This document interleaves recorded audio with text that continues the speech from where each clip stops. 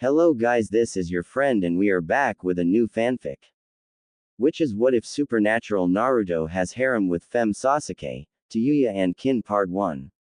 And if you enjoy this fanfic then please press the like button and subscribe to my channel for more fanfic like this. And now let's start the fanfic. That gust of wind, that definitely wasn't natural. It has to be another enemy team, just great. Thought Satsuki Uchiha as she hid under some bushes after ducking under them when a powerful blast of wind hit her and her teammates, Naruto Uzumaki and Sakura Haruno. They haven't even been in the forest of death for even half a day and already they've been ambushed by an AIM ninja that disguised himself as Naruto. With Satsuki being able to see it wasn't the real Naruto given he had a scratch on his cheek from the second exam proctor, Anko Mitarashi. Not to mention their holster was on their left leg rather than their right, making it easy to see it wasn't the real Naruto. Thankfully, the AIM ninja hadn't been difficult to handle before they found the real Naruto where the AIM ninja left him tied up before freeing him. With this leading to them making a password only they knew, ensuring that if they get separated they'll be able to know if someone's a fake. With Satsuki having also purposefully made the password too long to remember. Knowing Sakura would be able to memorize it without any trouble while Naruto wouldn't be able to, which is why the Uchiha chose the password. Given if Naruto was able to recall the entire password, then they'd know it's a fake. Unfortunately, before they could move to begin looking for other teams to get an Earth Scroll they were hit by a powerful gust of wind, blowing them all away. With Satsuki having ducked under some bushes once the wind stopped, not wanting to stay in the open and attacked. At this rate we'll be lucky to last a day in here. Satsuki thought, knowing if they kept getting attacked they'll never get another scroll. Before the Ravenette sensed someone behind her, making her quickly jump up and turn around, ready for a fight from whoever attacked them. Only to see it was Sakura, though she didn't drop her guard in case it wasn't the real Sakura. Satsuki. What was that? Said Sakura, running up to her teammate, relieved to see she's alright, but stopped when Satsuki raised a kunai. Don't move. First answer the questions, when does a ninja strike? Satsuki demanded, refusing to take any chances. Oh, right. A ninja waits until the time is right, when the enemy sleeps and drops his guard, when his weapons lie forgotten in the stillness of the night, that is the moment for a ninja to strike. Sakura replied, making Satsuki relax upon seeing it is Sakura. Good. That just leaves Naruto, stated Satsuki before she tensed again when she heard footsteps running towards them. Hey, Satsuki, Sakura, are you guys okay? Naruto said running through the trees towards the girls. Don't come any closer, said Sakura, knowing they needed to make sure it's really Naruto. Huh, said Naruto, confused at why she said that. What's the password? Sakura asked with realization hitting the whiskered blonde. Oh right, sure no problem. Okay, a ninja waits until the time is right, when the enemy sleeps and drops his guard, when his weapons lie forgotten in the stillness of the night, that is the moment for a ninja to strike. Naruto said, much to Sakura's relief that it was Naruto while Satsuki smirked, knowing it's a fake. Before the Ravenette threw her kunai at Naruto, much to his shock as he jumped out of the way while Sakura looked at Satsuki in disbelief. Satsuki, why would you do that? He got the password right, said Sakura, wondering why she attacked Naruto when he got the password right. Are you crazy? You could have killed me, yelled Naruto, only for Satsuki to take out another kunai and narrow her eyes. I'll admit you're faster than the last one. But you aren't too smart if you really think Naruto of all people could remember a password that long, let alone get it word for word. Satsuki said, making Sakura's eyes widen before she looked at Naruto. Yeah, there's no way Naruto could have remembered all that. Sakura said, seeing Satsuki was right and it's another fake. The Naruto I know would have been more likely to ask what the password was again or say something only we would know. Besides, the way you dodged wasn't something Naruto would do either. Said Satsuki, knowing Naruto would be more likely to throw his own weapon than dodge that fast. So, why don't you drop the disguise already and show us who you really are? Satsuki demanded while Naruto looked at them in surprise before smiled creepily and licked his lips. Aren't we the clever one? Said Naruto, in a female voice before they were engulfed in a cloud of smoke. With the smoke clearing revealing the kunoichi they saw from the start of the second exam, the one that returned the kunai Anko had thrown at Naruto. Tell me, if your teammate is really that dim-witted, why would you come up with a password he'd never be able to remember? Questioned the kunoichi, curious at why they'd choose a password their teammate would forget. That's because it wasn't meant for Naruto, it was for anyone who might have been listening in. It was a trap and you stumbled right into it, said Satsuki with a smirk, making the kunoichi's gaze darken while removing her hat. I'm impressed, you certainly haven't dropped your guard, have you? It seems this will be far more entertaining than I originally thought. The kunoichi said while sticking her tongue with Sakura unable to help but shiver at the abnormally long tongue. She's way too creepy. And if Naruto isn't here then where is he? Thought Sakura, hoping that he hasn't been captured again or worse. Satsuki and Sakura tensed when the kunoichi tossed her hat aside before reaching behind her to grab something. Only for their eyes to widen when she pulled out an earth scroll, the same scroll they needed. You'd love to get this earth scroll, wouldn't you? It'd go so nicely with your heaven scroll, said the kunoichi, holding the scroll up before to the genin's shock she opened her mouth and wrapped her tongue around it, swallowing it whole. What the hell? Thought Satsuki in disbelief, not expecting her to eat the scroll like that. Well, when this all over, one of us will have both scrolls. The kunoichi said, holding her hand up to face while Satsuki and Sakura tensed further as a feeling of unease began washing over them. And the other will be dead, said the kunoichi, lowering her hand to stare at the two genin, causing them to gasp as they were hit by a feeling of pure malice and bloodlust. Neither of them could move as they were suddenly assaulted by visions of their own deaths, being able to just feel the wounds inflicted on them, seeing their own blood splatter before their eyes.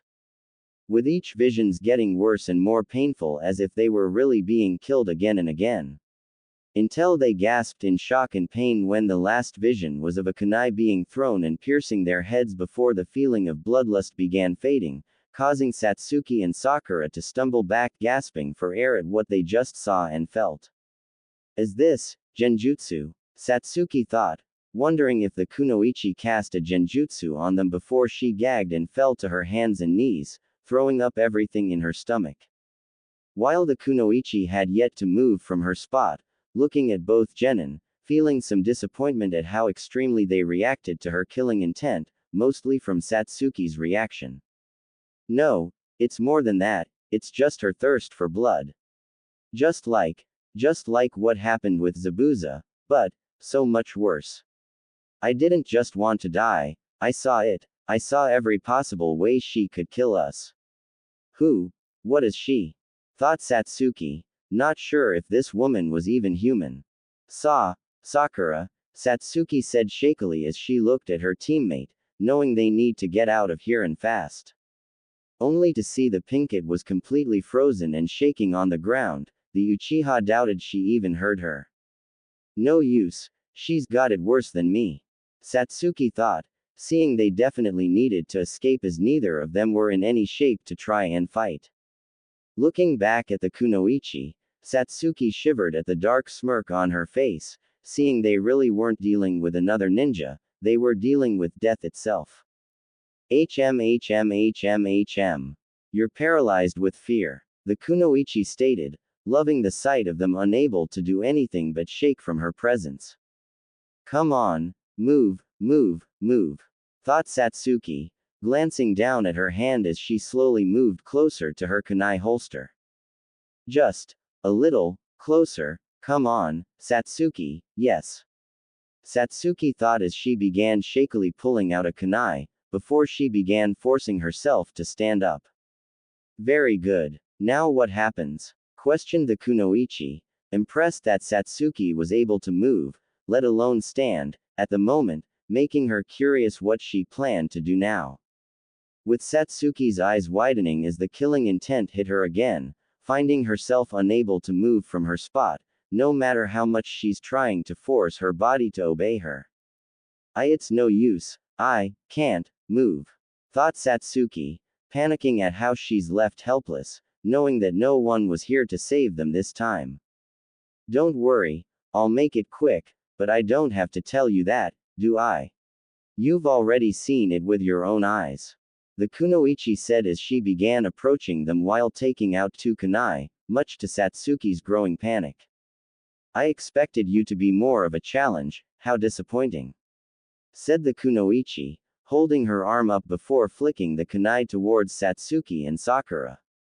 Satsuki's eyes widened at the sight of the kunai coming towards them, feeling her life start flashing before her eyes, that they were going to die now. The ravenet being unsure where it came from, only feeling relieved beyond measure as she felt a rush of desperation to move, giving her the strength needed to bring her kunai down, stabbing herself in her leg. The sudden pain being enough to finally let her shake off the paralysis before immediately rushing and grabbing Sakura, doing so just in time as the kunai passed by them. Before Satsuki quickly jumped up into the trees, moving as fast as she could away from the kunoichi. While the kunoichi didn't move to stop their escape, instead looking at the blood on the ground and her kunai embedded in the tree behind where Satsuki and Sakura had been. Feeling more impressed at how Satsuki managed to free herself and escape. A desperate move, but a clever one. Overcoming the fear with pain. So it seems this prey isn't so helpless, after all, thought the kunoichi, pleased at this new development, seeing she'll be getting the entertainment she was hoping for. The hunt begins. The kunoichi hissed eagerly before jumping up into the trees. With Satsuki and Sakura, Satsuki panted heavily as she sat in the tree she'd reached after she couldn't run anymore, looking down at the kunai still in her leg. Huh, Satsuki, said Sakura as she began coming out of her fear-induced trance now that they were away from the kunoichi, before she looked in shock as Satsuki pulled the kunai out of her leg, gritting her teeth at the pain. Satsuki, are you Aori? Sakura said before Satsuki quickly covered her mouth, knowing they still weren't safe and needed to be quiet. We need to keep moving, we need to get away from her. But how? Where? Satsuki thought desperately, wondering where would even be safe from the kunoichi, not sure if even leaving the forest of death would be safe. I've never seen Satsuki like this, she's got me scared. Sakura thought, used to seeing Satsuki always being calm and collected, seeing her scared only terrified the Pinkett more before Sakura saw a large shadow cover them, making her look only for her eyes to widen in horror at the sight of a massive snake as she began shouting and try removing Satsuki's hand from her mouth, seeing the Uchiha still hasn't seen the snake right next to them.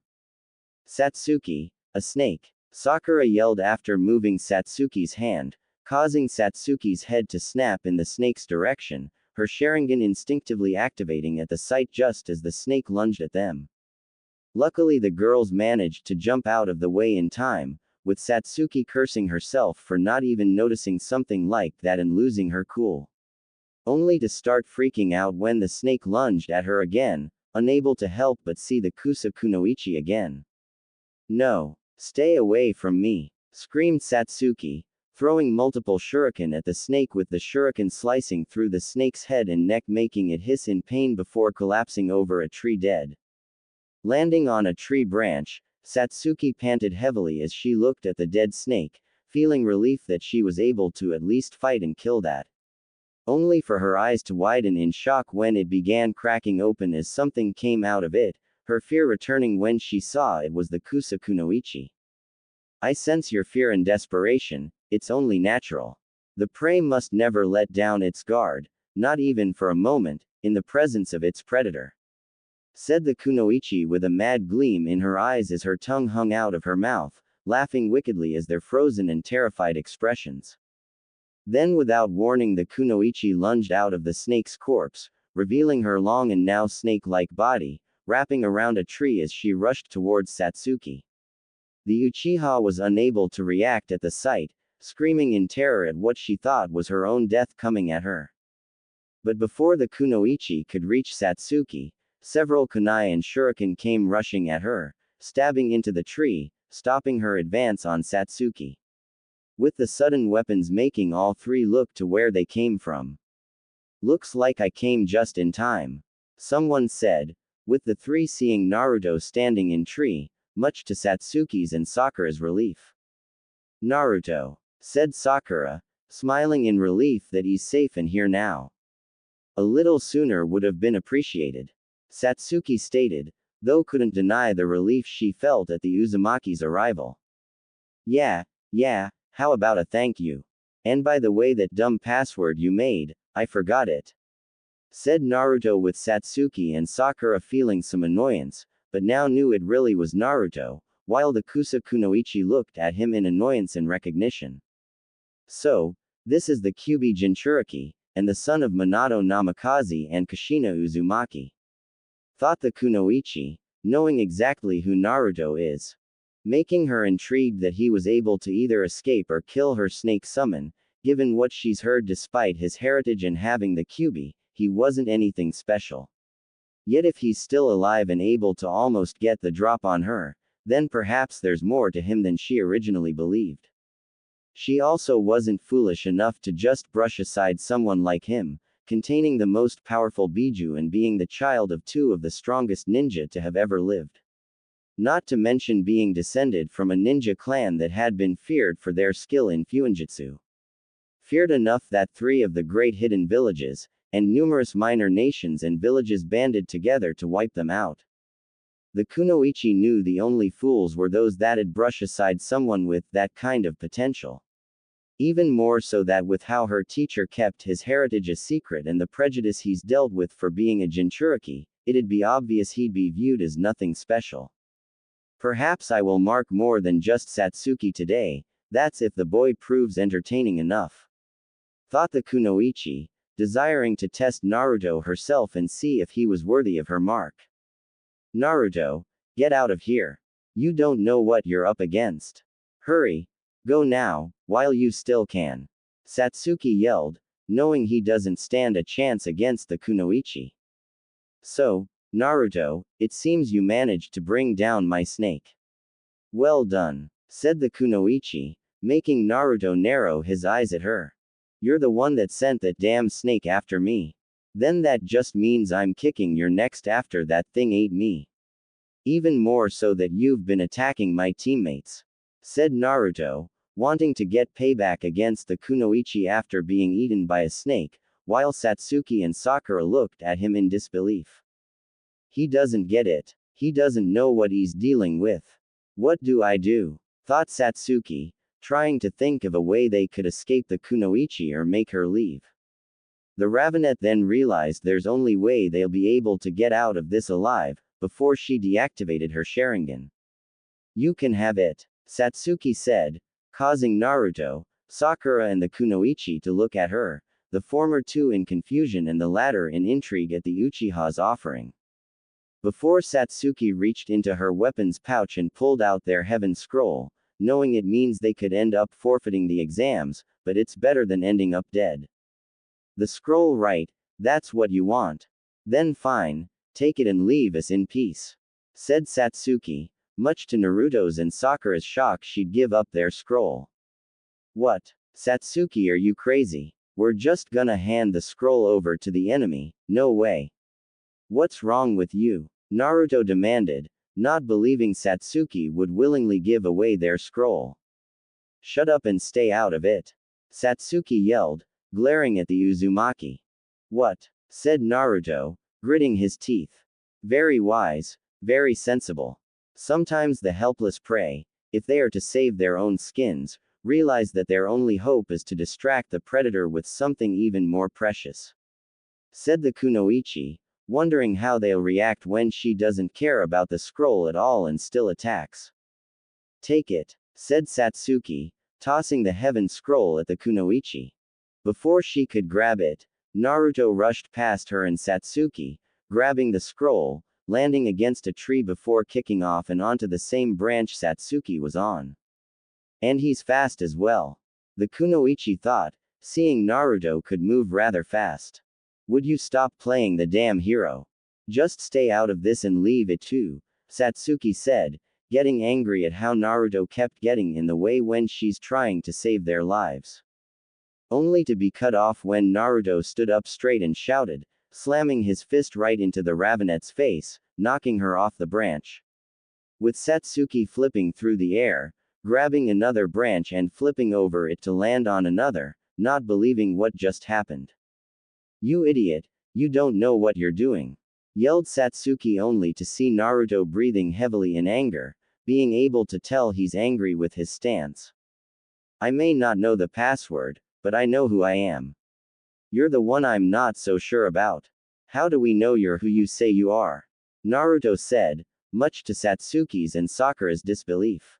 What do you mean? Of course it's Satsuki, said Sakura, not believing he'd do this now of all times. What the hell are you talking about? It's me, you idiot, though I doubt you'll listen to reason. Kami knows you never have before, said Satsuki, wishing for once Naruto would just do what she says rather than feeling the need to contradict her. Liar. Liar. You may look just like her, you may sound just like her, but there's no way you're the Satsuki I know. Naruto yelled, glaring at Satsuki, refusing to believe the real Satsuki would ever surrender. I don't care how tough of a fight you've been through. Surrendering, giving up the scroll, when did Satsuki become a coward? You keep saying I don't know what's going on, but I do. You've choked. How do you even know this creepy lady even cares about the scroll? Or what's stopping her from still attacking us even after she gets it? Demanded Naruto, making Satsuki's eyes widen, only for them to look at the kunoichi when she chuckled maliciously. It's sad, but it's true. The kunoichi said with her body returning to normal as she stood up, laughing madly. As far as the scroll goes, I could simply kill you and take it, said the kunoichi, pulling up her sleeve, revealing her summoning tattoo, before moving to bite her thumb and summon another snake. But before she could, Naruto pulled out a kunai and charged at her. I'd like to see you try, Naruto shouted, intending to take this creepy ninja down. No, don't, Naruto, run, yelled Satsuki, not wanting him to end up getting himself killed just to prove a point. If you won't do anything, Satsuki, then I'll do it myself, thought Naruto, refusing to give up just because Satsuki was scared of some random kunoichi. Very well then, the kunoichi thought, stopping from summoning another snake, for the time being, figuring she could test him to see what he can do. Jumping into the air, Naruto threw his kunai at the kunoichi with her jumping out of the way before it even got close.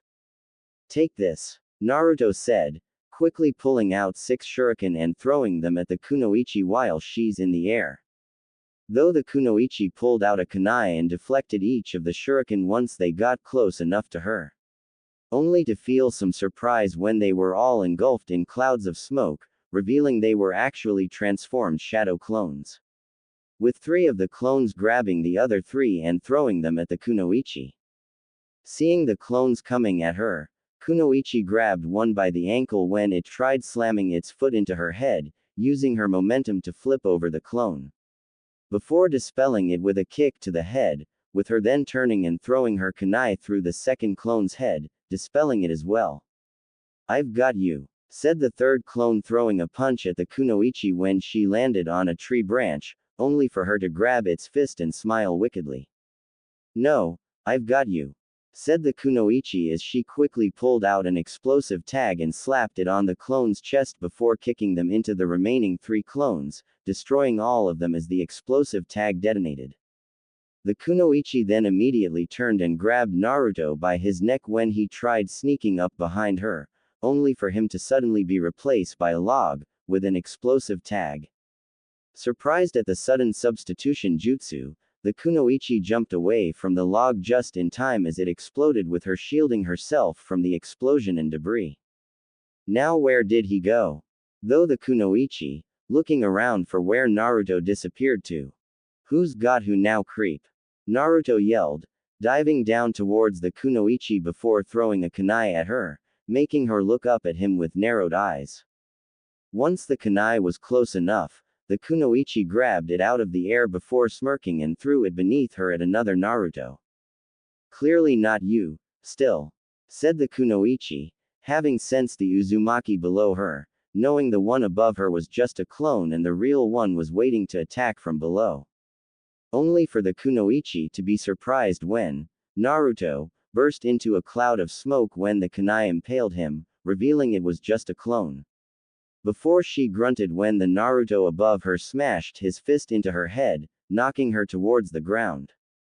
The real one was above me, thought the kunoichi, surprised at the misdirection, before flipping in the air and landing on her feet.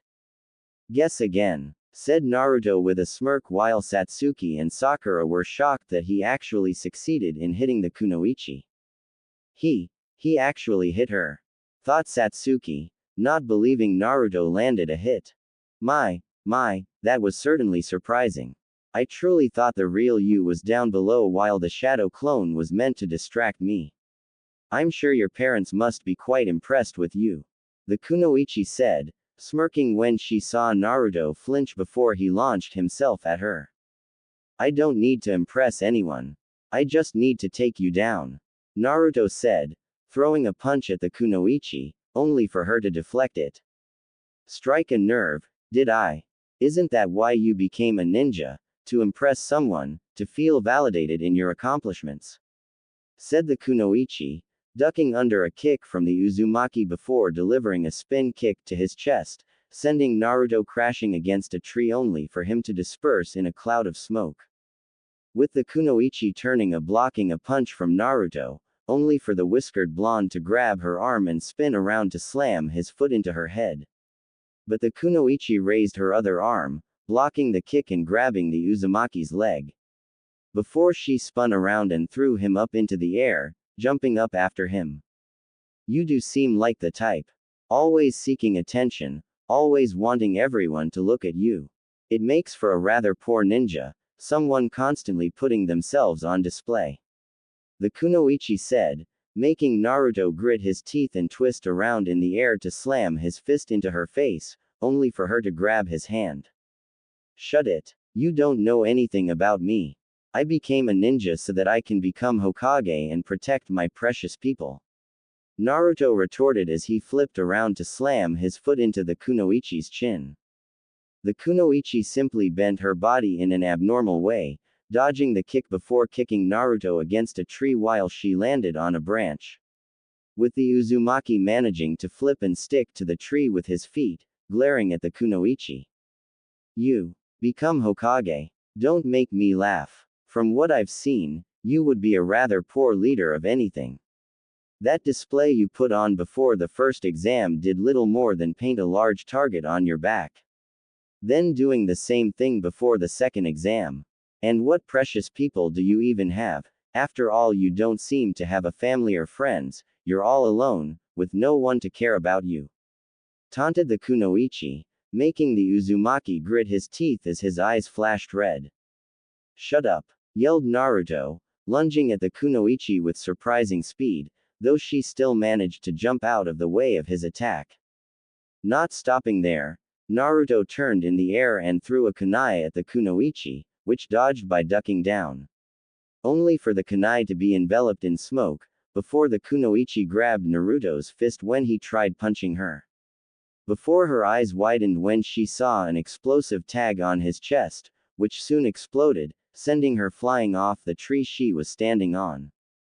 I do have precious people. I have Satsuki, Sakura, Kakashi-sensei, Old Man Hokage, and all my friends. And I'll do anything to protect them, because that's my nindo. My ninja way, Naruto said, jumping at the kunoichi to smash his foot into her head. Only for the kunoichi to grab his foot, pulling the whiskered blonde in close and slamming her fist right into his face, sending Naruto flying back and crashing against a tree, grunting as he fell to a branch. Your ninja way. How pathetic. Is that the same sensei who entered you three into the exams, sending you all straight to me and your deaths? Yes, how caring of him to enter three rookie, and clearly unprepared, genin into a tournament where you could die. And the Hokage, you're a fool if you think he cares, the only thing every ninja in this village is to him are tools. Tools to be tossed aside when they're broken. But not you, I suppose. You are rather valuable. After all, why else would the Hokage look after a no-name orphan unless they're useful? If you weren't, he wouldn't even waste his breath on you. The kunoichi said, making Naruto growl as he got up and glared at her. Shut up, Naruto said through gritted teeth. Why? Do you not like hearing the truth? After all, you are alone. So very alone. It must hurt, knowing you're only valuable for what you have inside you, not what you can do yourself. After all, without that beast, you wouldn't have anything, no one to care and only yourself for company. Said the kunoichi, her smirk growing as Naruto flinched at her words. While her intrigue grew as she saw red chakra begin emitting off of his body with his nails lengthening into claws, his canines growing into fangs, with his whisker marks becoming darker and more jagged. Before his head snapped towards her, his eyes now being blood red with slit pupils filled with bloodlust and murderous intent. With Satsuki and Sakura looking in shock at his sudden transformation and the red chakra coming off of him. What is this? This pure hatred coming from Naruto, the bloodlust and malevolence. Is this the power he used against that hunter Nin in the land of waves? Satsuki thought, shocked that Naruto could possess a power like this. What is that red chakra? And where is it coming from? Thought Sakura, shaking at the sight of the dark look in Naruto's eyes. I'm gonna kill you, growled Naruto, which only made the kunoichi's smirk grow further before she bit her thumb and spread it across her summoning tattoo. Then perhaps it's time I finished this, said the kunoichi, going through hands while Naruto roared and leapt at her intent to rip her head off. Summoning jutsu, the kunoichi said, summoning another giant snake, creating powerful winds from its sudden appearance, throwing Naruto back before he could reach the kunoichi. With the snake hissing and lunged at Naruto, only for the whiskered blonde to vanish in a burst of speed, reappearing under the snake's head and slammed his fist into it. The force of the blow actually managing to lift the entire snake off the ground, crashing through several tree branches above it. Before Naruto vanished and reappeared on top of the snake, running at the kunoichi on all fours. It seems the fox might be in control now, or at least he's being controlled by his baser instincts. Thought kunoichi, ducking down just in time as Naruto swiped his claws at her. Before being forced to raise her arms, blocking Naruto's axe kick when he spun around and tried smashing his foot into her head. With the Uzumaki immediately backflipping away before she could try countering him. Landing on the snake's back, Naruto rushed the kunoichi again, with her now being ready and jumping over him to strike at his back.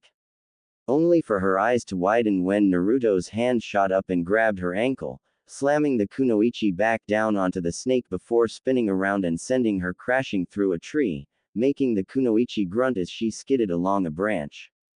While Naruto jumped off the snake as it began thrashing around to throw him off, with him flipping and landing on a tree before kicking off it back towards the snake. Eat this, said Naruto, slamming his fist into the snake's nose, knocking its head back against a tree, making the summon hiss in pain from the strike, with Naruto continuing his assault and rapidly punching it, knocking the snake through several trees and branches. Perhaps he hasn't lost control, but how in control is he at the moment? Let's find out, thought the kunoichi, turning towards Satsuki. Kill the girl, ordered the kunoichi, directing the snake to attack Satsuki. With the snake's eyes snapping open and hissing loudly before swinging its tail and smacking Naruto away when he tried attacking again, sending the whiskered blonde crashing through a few branches. Before the snake then lunged at Satsuki, making the ravenette's eyes widen as she tried jumping out of the way, only to find herself frozen in place. No, not again, Satsuki thought, trying her hardest to make her body move, but couldn't do anything but watch as the snake grew closer. Satsuki. Sakura cried out in horror that her teammate was going to be killed. But before the snake could devour the Uchiha, Naruto suddenly appeared right in front of her, stabbing two kunai into the snake's head and actually holding it back. The sight shocking Satsuki and Sakura that Naruto was able to stop the snake, while the kunoichi was further intrigued and impressed. So, he can already tap into the Kyuubi's chakra and remain in control. Most impressive. As for the rest of his abilities, while rough around the edges, his latent potential and unpredictability makes up for his lack of training. Yes, I believe he has proven himself more than worthy of my mark. Thought the kunoichi, pleased at what she's seen and knew marking Naruto along with Satsuki would prove very beneficial. Hey, are you hurt? Scaredy cat, said Naruto, looking at Satsuki with a smirk, much to the ravenette's shock. Naruto, Satsuki thought, remembering how she said the same thing to him after she saved him from the demon brothers when he froze up, now having her words thrown back at her after she's frozen up. Standing there frozen like a frightened rabbit. No way you're the Satsuki I'd know. She'd never freeze up or surrender. She wouldn't let anything stop her. The Satsuki I knew was never a coward. Naruto said, with Satsuki looking at him with wide eyes. Naruto, thought Satsuki, clenching her fists at how similar those words were to Itachi's, that she's nothing but a coward not worth killing. Feeling the fear-induced paralysis fading away at his words, intending to show she wasn't a fake and is the real Satsuki he knew, that she will never be a coward. Only for her eyes to widen when the kunoichi's tongue suddenly appeared and wrapped around his shoulders and back, lifting the Uzumaki into the air before he could react. Ah, what the hell? This is disgusting, let me go you sick freak. Naruto yelled, struggling to get out of the tongue. My, perhaps there's more to you, Naruto. You've shown great potential to be one of the strongest ninja in the world. But you will never reach your full potential if you remain in Konoha. So, I will leave you a gift to help you along the way, said the kunoichi before grabbing her wrist, gathering dark chakra in her fingertips as 5 purple flames appeared on her fingers while her tongue lifted up his jacket, exposing the 8 trigram seal. What the hell are you? Said Naruto, only to gag in pain when the kunoichi slammed her hand into his stomach. 5 elements seal, the kunoichi said, cutting off Naruto's access to the Kyuubi's chakra in order to keep the fox from interfering, causing his appearance to return to normal.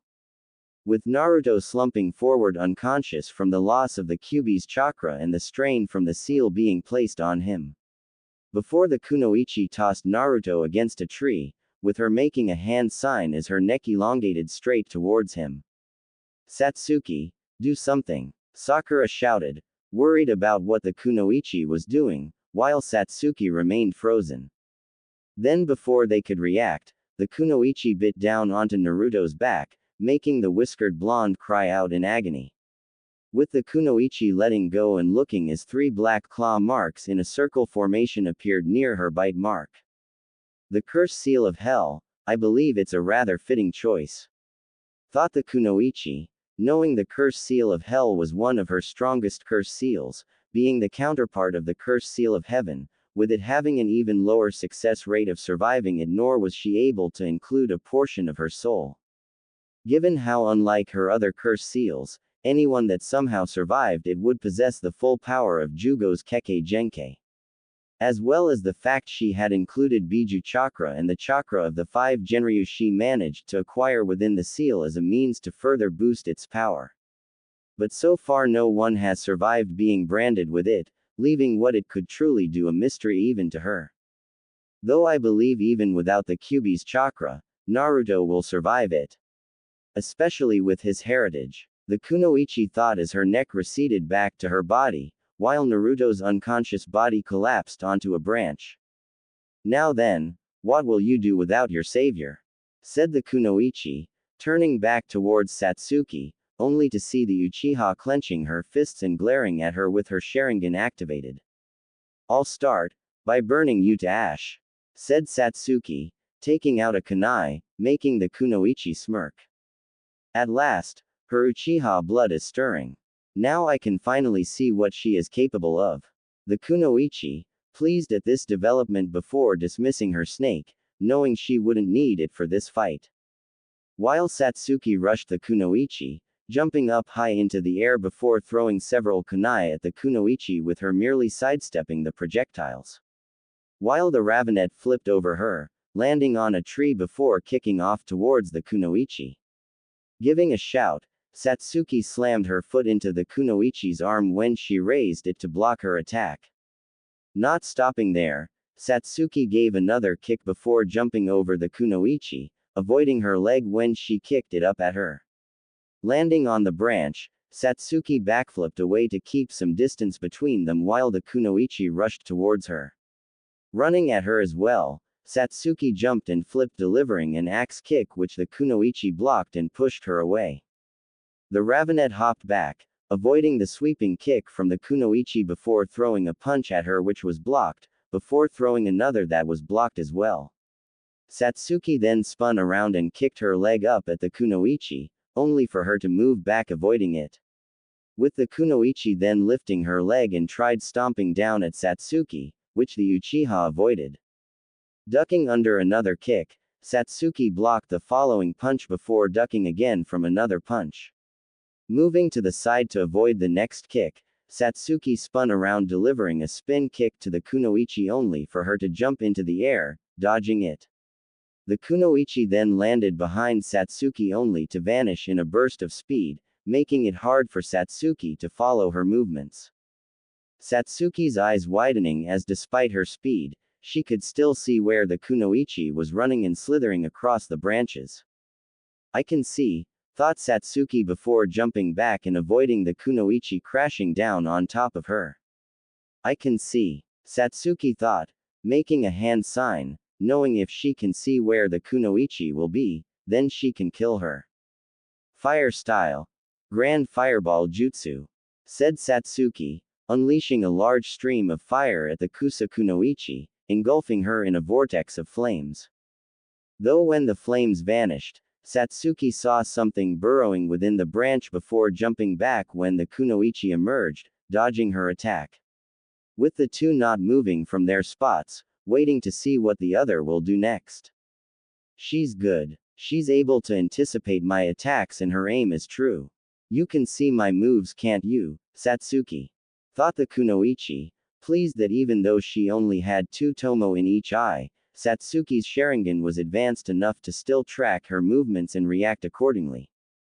Satsuki then suddenly began jumping around the kunoichi, looking for an opening to strike her from, with the kunoichi following where Satsuki was moving before making a hand sign. "Wind style. Great breakthrough," said the kunoichi, unleashing a powerful blast of wind towards Satsuki, only for the ravenet to dodge it, with the wind destroying a tree. Before the Uchiha jumped up above the kunoichi, standing on the underside of a branch until she immediately leapt at her as fast as she could. The sight surprising the kunoichi, leaving her no time to react as Satsuki wrapped her arms and legs around her torso before jumping off the branch, sending them plummeting towards the ground. "I got you," Satsuki yelled as she smashed the kunoichi head first into a branch, cracking the branch from the impact, along with hearing the sound of the kunoichi's skull cracking. Jumping back, Satsuki looked at the kunoichi warily, honestly not sure if she actually killed her or not, but didn't want to take any chances. Only to be shocked when the kunoichi suddenly dissolved into a pile of bed. A mud clone. She must have used a substitution, thought Satsuki, before she quickly jumped out of the way of a barrage of kunai raining down on her. Pulling out some ninja wire, Satsuki wrapped it around a branch, using it to swing around the tree to where the kunai came from. Landing on another branch, Satsuki looked around but didn't see the kunoichi anywhere, only to cry out when she ran at her and slammed her fist into the ravenette's face. With Satsuki unable to keep up with her sudden barrage, gagging as the kunoichi slammed her knee into her chest before another punch to the face knocked her back. Satsuki, said Sakura in concern, looking down at her teammate as the kunoichi approached her. What a disappointment you turned out to be. Your ancestors weep, the Uchiha clan should thank me for killing you. Silly little worm, the kunoichi said wickedly, only to cry out when an explosion went off behind her, knocking to her the ground while Satsuki shot up into the air. Throwing multiple shuriken at the kunoichi, though purposefully not aiming at her, before pulling on the wires she attached to them. Impressive. The manipulating windmill triple blades technique, said the kunoichi, impressed at Satsuki acting like she was defeated to distract her before moving in for the attack. Grunting as the wires wrapped around her body and restrained her to the tree, the kunoichi gritted her teeth from the sharp wires digging into her flesh. While Satsuki bit down on the ends of the wires and going through hand signs. Fire style. Dragon fire jutsu. Satsuki said before unleashing a stream of fire from her mouth that traveled along the wires towards the kunoichi. The fire soon impacted her before burning straight through the tree and rushing out the other side while the kunoichi screamed in agony as she was burned alive. She did it, said Sakura in amazement that Satsuki was able to defeat the kunoichi. Once the flames began dying out, Satsuki saw the charred tree and the kunoichi's burned body, with the ravenette panting from all the chakra she used. But was relieved that the kunoichi was finally dead. While Sakura jumped towards her teammate to make sure she's alright. Satsuki, you did it. Are you okay? Sakura said, smiling at the Uchiha only to look at her in concern upon seeing how tired she was.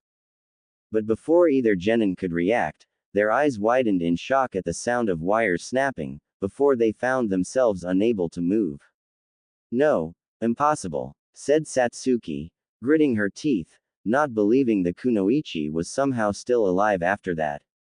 Such mastery of the Sharingan at such a young age. You're a true Uchiha after all. Yes, you'll do nicely. The kunoichi said with her voice slowly changing to a raspy, male voice. Satsuki gritted her teeth as she looked at the kunoichi, seeing she was really still alive before noticing she changed her headband from a Kusa 1 to an Odo 1. Along with seeing her face was partially melted, revealing another face underneath. A face with pale white skin and a golden eye with a slit pupil and purple markings around it. You're definitely his sister, if anything your eyes are even keener than Itachi's.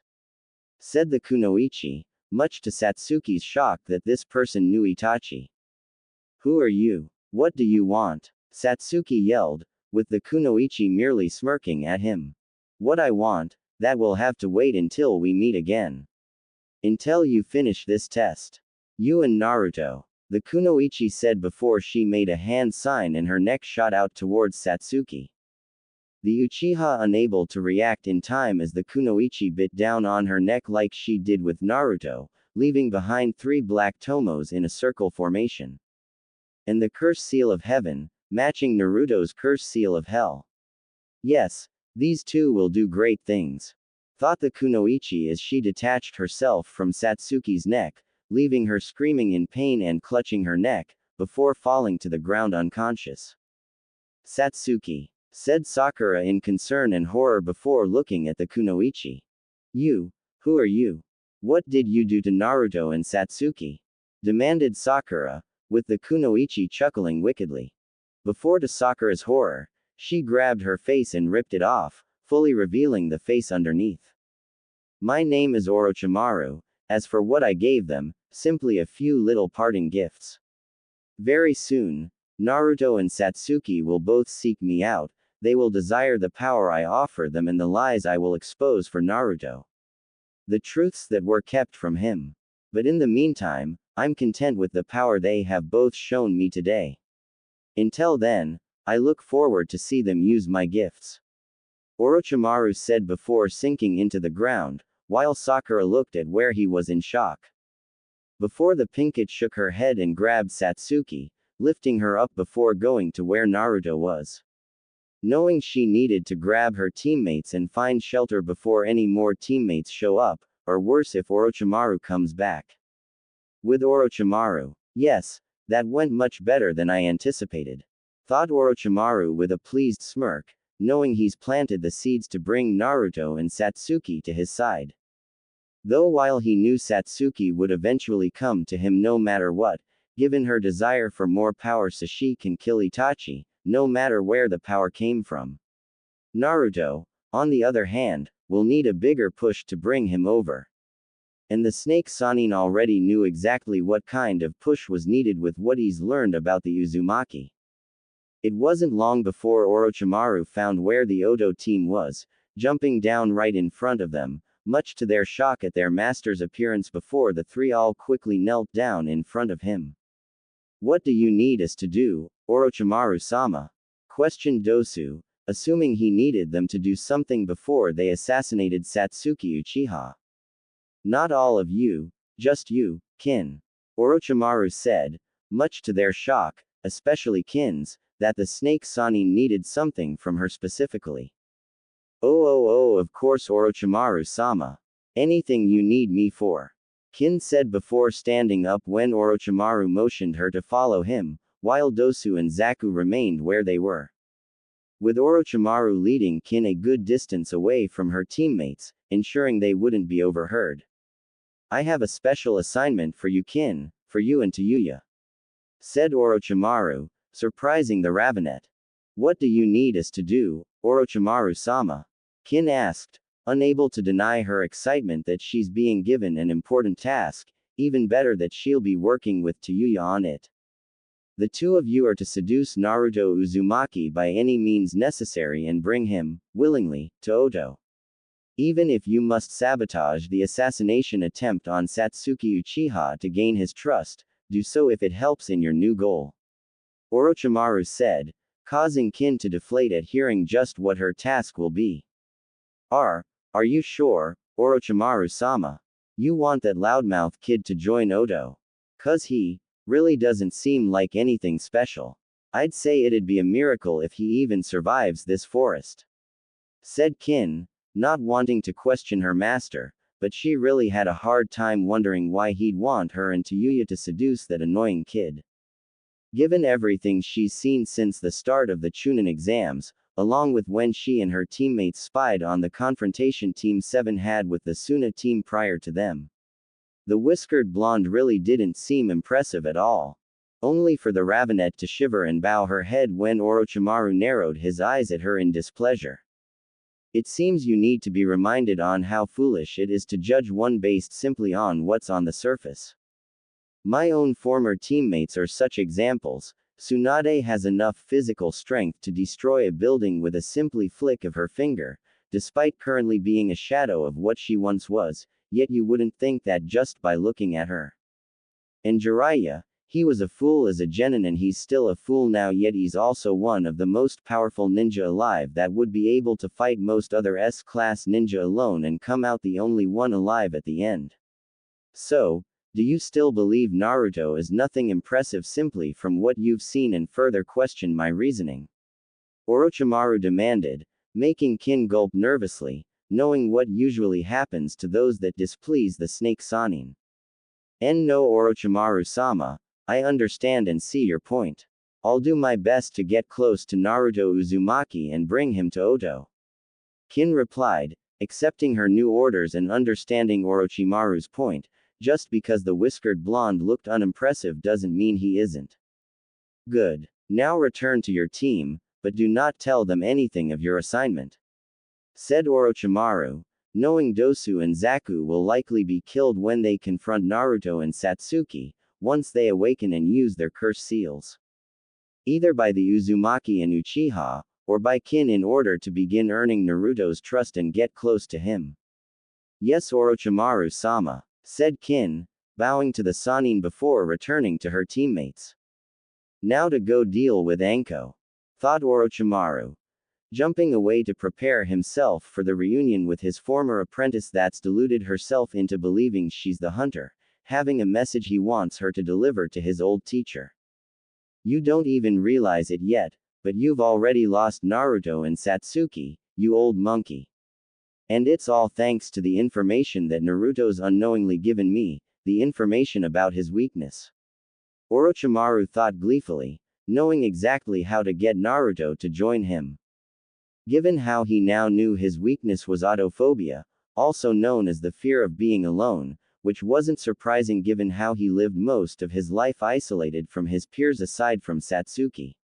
Leaving him desperate for any form of attention, even if it's negative attention. Which is why he's having Kin and Tayuya get close to him and earn his trust.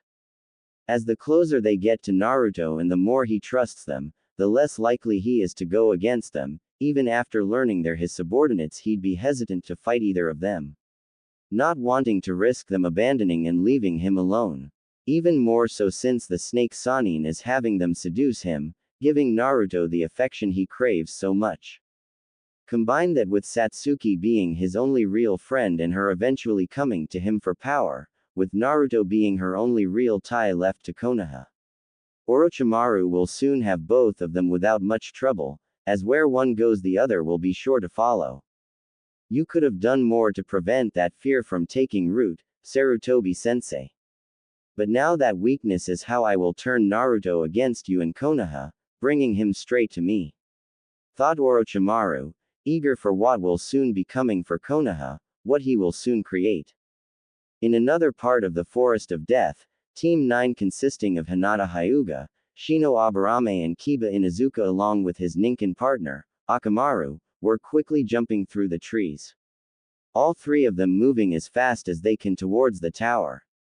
Hoping they'll run into another team along the way, but mostly wanting to put as much distance between them and the Suna team. Am I the only one still freaking out? That sand kid just killed that AIM team, even after they were going to hand over the scroll. Said Kiba, still being able to smell the blood after they saw that Suna ninja, Gaara, crushed the AIM team with his sand. Akamaru barked in agreement with his partner, still terrified at Gaara's dark presence and the bloodlust radiating off of him. With Shino subtly tensing, knowing how close they nearly came to being killed while Hinata shivered at remembering the screams. It's obvious those Suna ninja are far above Genin level with that sand able to automatically react to any attack. It's unlikely anyone else participating in the exams would be able to so much as scratch Gaara. That's not counting what his brother and sister could be capable of, but if they're even half as strong as him then they're the biggest threat. Shino said, doubting any of the other Genin would stand a chance Gaara in a fight. Why yeah, I really hope we don't have to fight in any of them. Said Hinata, worried at the chance any of them would end up having to fight the Suna team. No kidding. If the next round of exams involves any fighting, let's all agree to just forfeit if we end up matched against that Gaara guy. I'd rather lose than get crushed. Kiba said, with Shino and Hinata nodding in agreement, knowing forfeiting would be their only option against Gaara. Let's just hope we don't run into them. Wait. Shino said, stopping on a tree branch and looked around, making Kiba and Hinata stop as well. What is it, Shino?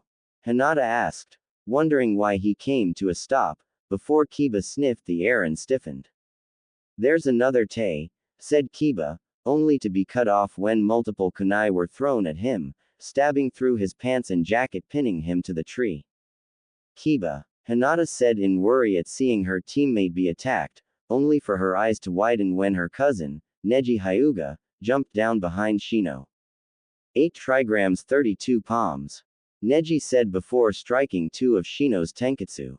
2 palms. 4 palms. 8 palms. 16 palms. 8 trigrams 32 palms. Said Neji, finishing the strikes with a final one that sent Shino flying off the branch and crashing into a tree. Nay Neji, said Hinata in disbelief that her cousin would attack her and her teammates, not expecting him to attack a fellow Konoha team. While Neji narrowed his eyes at his cousin, but felt pleased that he was able to locate them in the forest, unable to pass up the chance to take Hinata out of the exams. HMPH, Save yourself any further embarrassment, Hinata-sama, and simply hand over your scroll. Fate has already decided that you aren't meant to go any further in the exams, and I cannot promise your safety if you decide to refuse. Neji said, making Kiba glare at him while Shino was struggling to get up after his tenketsu were sealed. Hey asshole, why don't you try fighting someone that'll kick your... Kiba said while struggling to take out the kunai, which had buried themselves deep on the tree, refusing to let Neji get away with attack his teammate, knowing Hinata wouldn't be able to fight her own cousin. Only for the Inuzuka to freeze when Neji's teammate Tenten appeared, holding a kunai at his neck. Don't even think of escaping, warned Tenten while frowning at ambushing their own comrades. Well, hand over your scroll, now, Neji demanded, with Hinata looking between her cousin and her teammate being held back, unsure what to do. Since the brunette did want to continue on in the exams and prove she's strong, she also didn't want to risk either of her teammates getting hurt any more than they already have. Before Hinata tensed when she felt someone appear behind her, making her glance to see Neji's other teammates Rock Lee behind her. Please forgive our unyouthful ambush, but even here we are meant to collect both required scrolls to progress, even if it means taking one from our comrades, said Lee while frowning, since neither he nor Tenten wanted to take a scroll from another Konoha team. As despite it not mattering how or who they took a scroll from, they'd have preferred taking one from a foreign team rather than their comrades. Unfortunately, they knew Neji wouldn't miss the chance to take out his cousin's team with them assisting out of loyalty to their own teammate, as well as to make sure that Neji didn't take things too far. Hinata looked at her teammates, not wanting to end up disappointing them with her decision, but knew they were done for. Something Shino and Kiba understood too, with the Aburame heir nodding in resignation while Kiba glared at Neji, Tenten and Lee before lowering his head in acceptance. Oh okay, here, Hinata said in resignation while reaching into her weapons and pouch and pulling out their heaven scroll, having been the one to carry it given no one would suspect her due to her timidness. At least it wasn't for nothing, said Tenten as she stepped away from Kiba while Lee grabbed the heaven scroll, with them now having both scrolls needed to pass, making them glad they didn't attack teammate for nothing. A wise choice, Hinata-sama. Perhaps now you will begin accepting the path fate has given you, Neji said before he and his teammates jumped away. I'm sorry, said Hinata while going over and freeing Kiba of the kunai, before they picked up Shino. Do not apologize, Hinata. We couldn't have anticipated an ambush from another Konoha team nor that your cousin would try seeking us out, Shino said, with Kiba nodding in agreement. Yeah, there wasn't anything we could do, especially after we were lucky to escape with our lives earlier. I suppose just getting eliminated is better than ending up dead. Besides, there's always next time, said Kiba, looking at the positives as they began heading back towards the exit. With Team 9. Meanwhile, it wasn't long before Team 9 reached the tower, not needing to worry about having to stop now that they had both scrolls. Could we really not have gone after a different team, Neji? Tenten asked as they entered the tower, looking at the Hyuga with a frown. What does it matter which team we get a scroll from? As long as we have a heaven scroll and an earth scroll, it doesn't matter.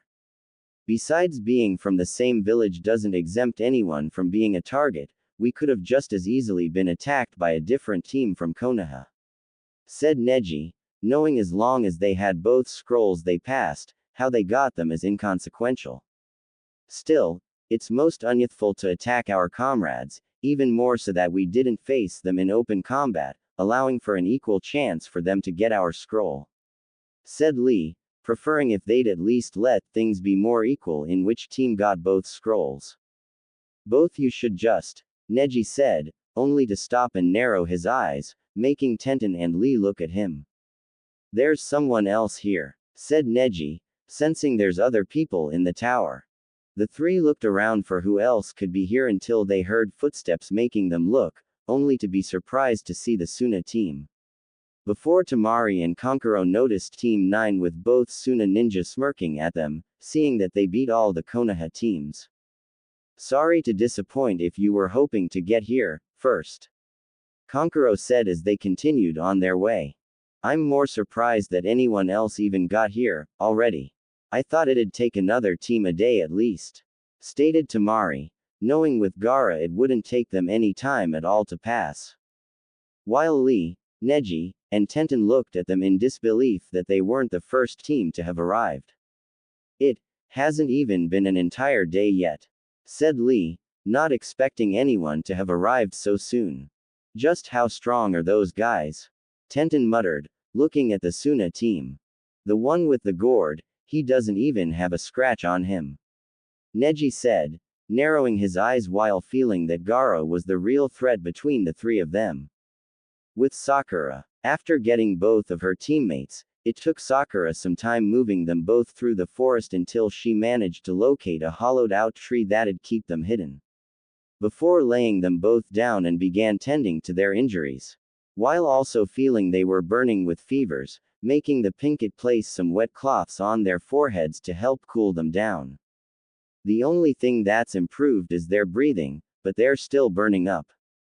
But those marks on their necks, I don't know what they're doing to them. Sakura thought while looking at Naruto and Satsuki in concern, neither of them looking like they'll wake up anytime soon. The only movement they make is when they keep shivering and twitching in pain, which only makes Sakura more concerned at what Orochimaru did to them. And Naruto's even worse than Satsuki, thought Sakura as she looked at the whiskered blonde, given how he'd occasionally thrash around, forcing Sakura to hold him down so he didn't hurt himself even more. Moving closer to get a better look at the mark on his neck, Sakura looked at the Satsuki's, seeing they looked similar but were still different. Which only confused and worried her more at what they were and what they did. Are they some kind of seals? Orochimaru said they're supposed to be gifts, but who knows what that could mean. They could be meant to control Naruto and Satsuki or turn them into monsters. I don't know what to do, Sakura thought, hating how she can't really do anything but try and make sure her teammates don't die. Before she quickly began dabbing their foreheads as they started shaking again, hoping that they'll wake up soon. Unaware of what's going on inside their minds at the moment. Satsuki's Mindscape. Foolish little sister, I almost pity you. Mangekyo Sharingan. No. Stop it. Stop it. Not again. Satsuki screamed, holding her head as she watched Itachi murder everyone again and again. Shisui, Izumi, Uncle Tayaki and Auntie Uruchi, their parents, everyone around her kept dying over and over, no matter how much she begged it to stop. Why? Why is it happening? Make it stop, please. Begged Satsuki, falling to her knees and closing her eyes but could still see everyone dying despite her efforts. To test the limits of my abilities, it is of great importance. Shut up. Shut up. You're insane. Satsuki yelled, trying to block out Itachi's voice, only to begin shaking when her eyes unwillingly opened and she saw Itachi standing right in front of her. The sight of her brother made Satsuki stumble back before she took off running out of the room crying in fear. Leave me alone. I don't wanna die. I don't wanna die, cried Satsuki, terrified that Itachi will kill her next. Before the Ravenet tripped, falling to her hands and knees when she saw Itachi appear in front of her, much to her horror. I have acted as the older brother you desired for one reason, because I wanted to discover how powerful you were. I needed to find a worthy opponent to test the limits of my own abilities. You have that unique potential. I'm not going to be test for you or anyone else. I'm going to kill you. Satsuki shouted, glaring at the older Uchiha. Now I've made you hate me. Now you have the desire to defeat me. Which is exactly why I'm going to allow you to live. It's all for my own benefit. Like me, you may be one of the few who can use Mangekyo Sharingan. But there is a catch, you must take the life of your best friend. You must kill him, just as I did. No, I'll never be like you, I'll never kill someone I care about, said Satsuki, refusing to be anything like Itachi or even think of killing Naruto. Only to be horrified when Itachi drew his sword and Naruto appeared in front of him on his knees. Then you're still too weak to ever kill me, foolish little sister. No, Satsuki screamed, running to stop him, only for Itachi to bring his sword down and kill Naruto as well, much to her horror.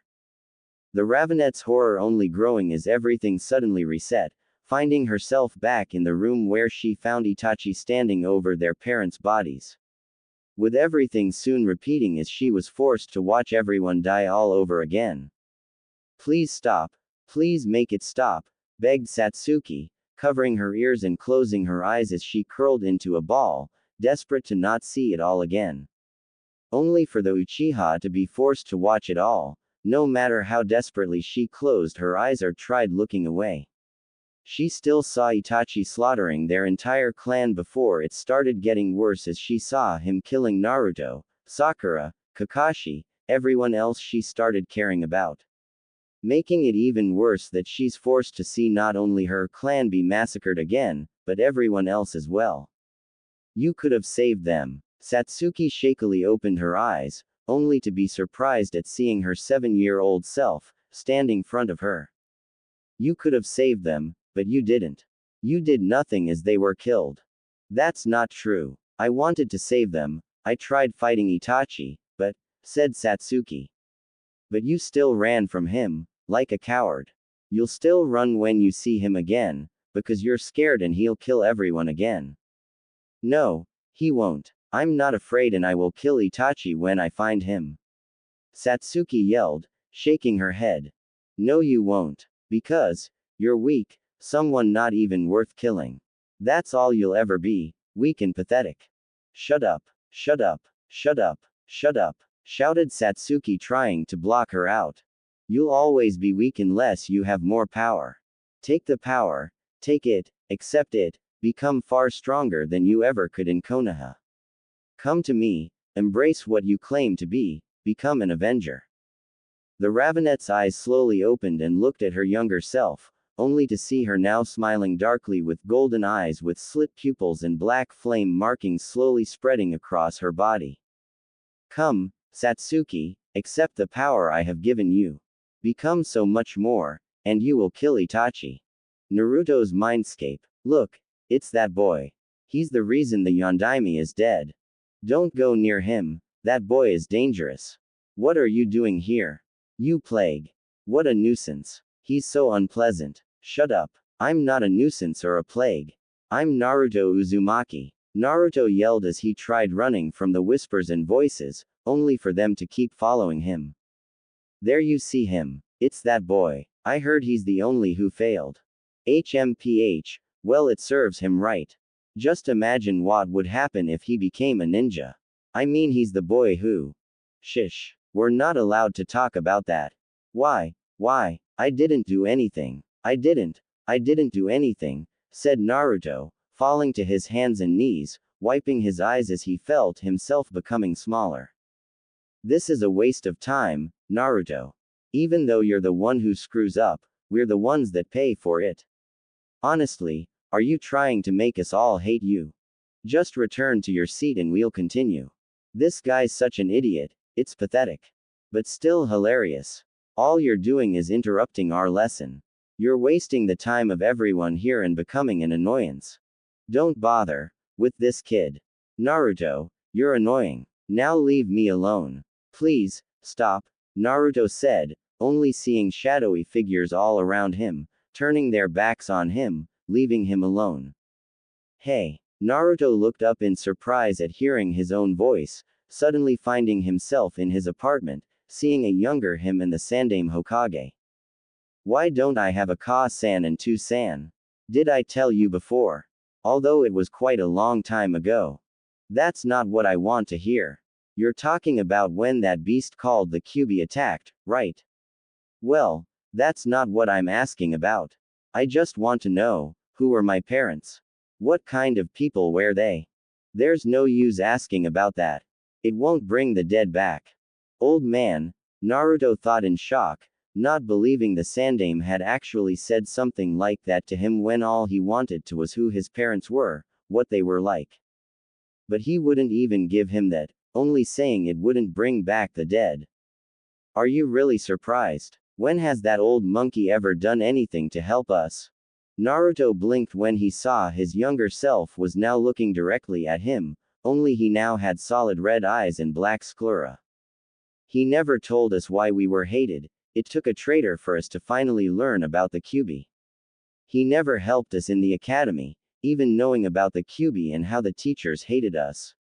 While we failed 3 times for not being able to use the clone jutsu, someone that can't use ninjutsu or genjutsu at all can simply pass without any trouble. And our parents, the most we got is that they're dead and he wouldn't even tell us if they cared. We are just a tool to him and the rest of Konoha.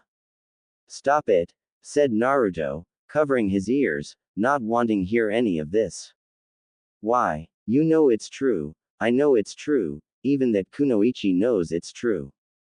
The Hokage doesn't care about us beyond how useful we are. Why should we care to do anything for him or this village, when they've never done anything for us? These people want to hate and fear us, then why not give them a reason to be scared? Show them all the monster they already see us as, become what they always feared we were, become a demon. The Uzumaki then saw his younger self smirk wickedly as black claw markings began spreading across his body.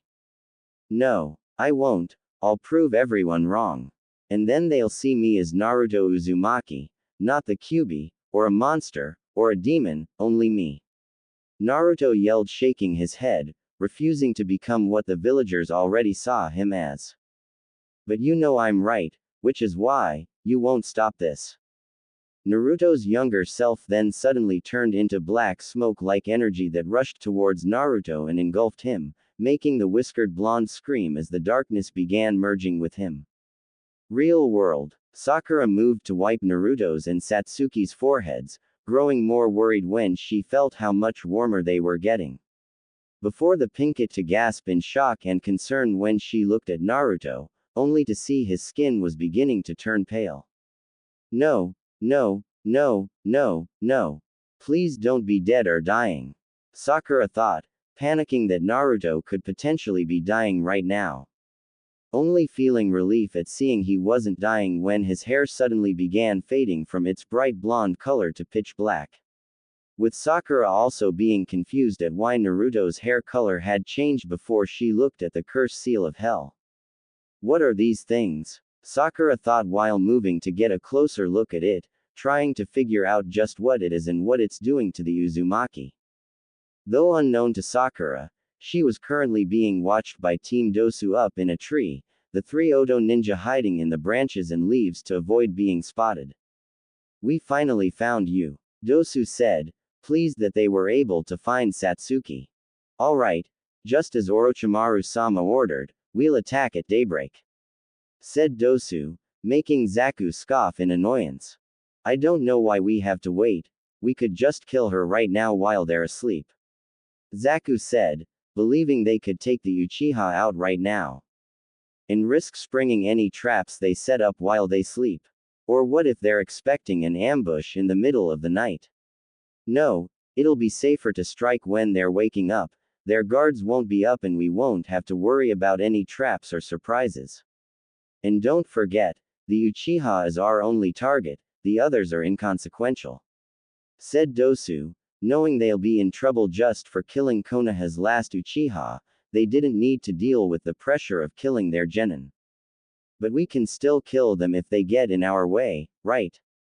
Said Zaku eagerly, hoping for the chance to kill more than just Satsuki and show how powerful Otogaku really is. Of course, if they get in our way then they'll be dealt with, Dosu said, given they won't let anything get in the way of their objective, even if it means killing more than just Satsuki.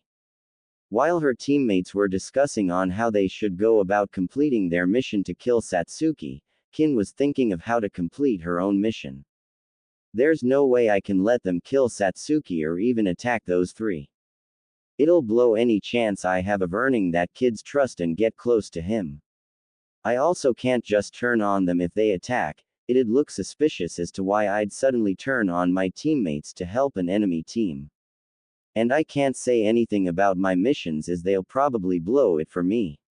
What I need to do is find a way to get close to him, without him or his teammates worrying about me planning to attack and steal their scroll. Thought Kin before glancing at Dosu and Zaku, realizing what she needs to do to ensure they don't try attacking or killing Satsuki while also making sure Team 7 didn't see her as a threat. Orochimaru-sama said I needed to get close to that Naruto kid by any means necessary, so, sorry, not sorry.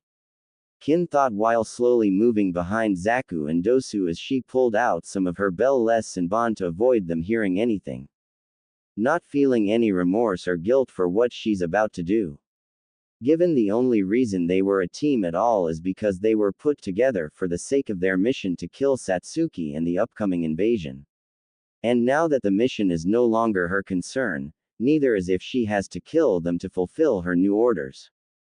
Before the Ravenet immediately began throwing multiple Senbon into the back of their heads and the base of their necks, ensuring that if they didn't instantly die, they wouldn't be able to stop her from finishing them off. With Kin only stopping once Zaku and Dosu both collapsed onto the branch unmoving, before she cut their throats just to be on the safe side.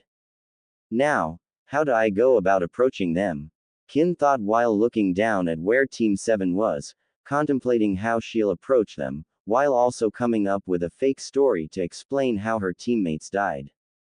With Orochimaru, Kin certainly is dedicated to her new mission.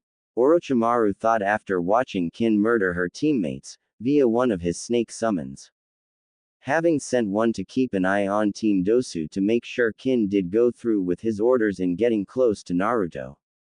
Seeing if she would or if he'd need to depend on only Tayuya getting close to the Uzumaki. It seems that will be handled, while dear Anko will soon be informing Sarutobi-sensei what will happen if the exams are cancelled. As well as how Satsuki now has my mark. Thought Orochimaru, having just finished dealing with his former student. Finding it laughable that she thought she could kill him using a jutsu he taught her before giving her his message to give to the Hokage, though he didn't mention how he'd also marked Naruto as well. Knowing that Sarutobi would guess he's only after Satsuki to gain her Sharingan while having no idea of his plans for Naruto at all. Though it is disappointing that I won't learn how Naruto and Satsuki handle the curse seals, now that Dosu and Zaku are dead. But perhaps there's another team to direct towards them. Orochimaru thought, smirking as he began sensing for another team. Only to be surprised when he suddenly sensed a large and powerful chakra signature nearby, not enough for them to be a Jonin or Anbu.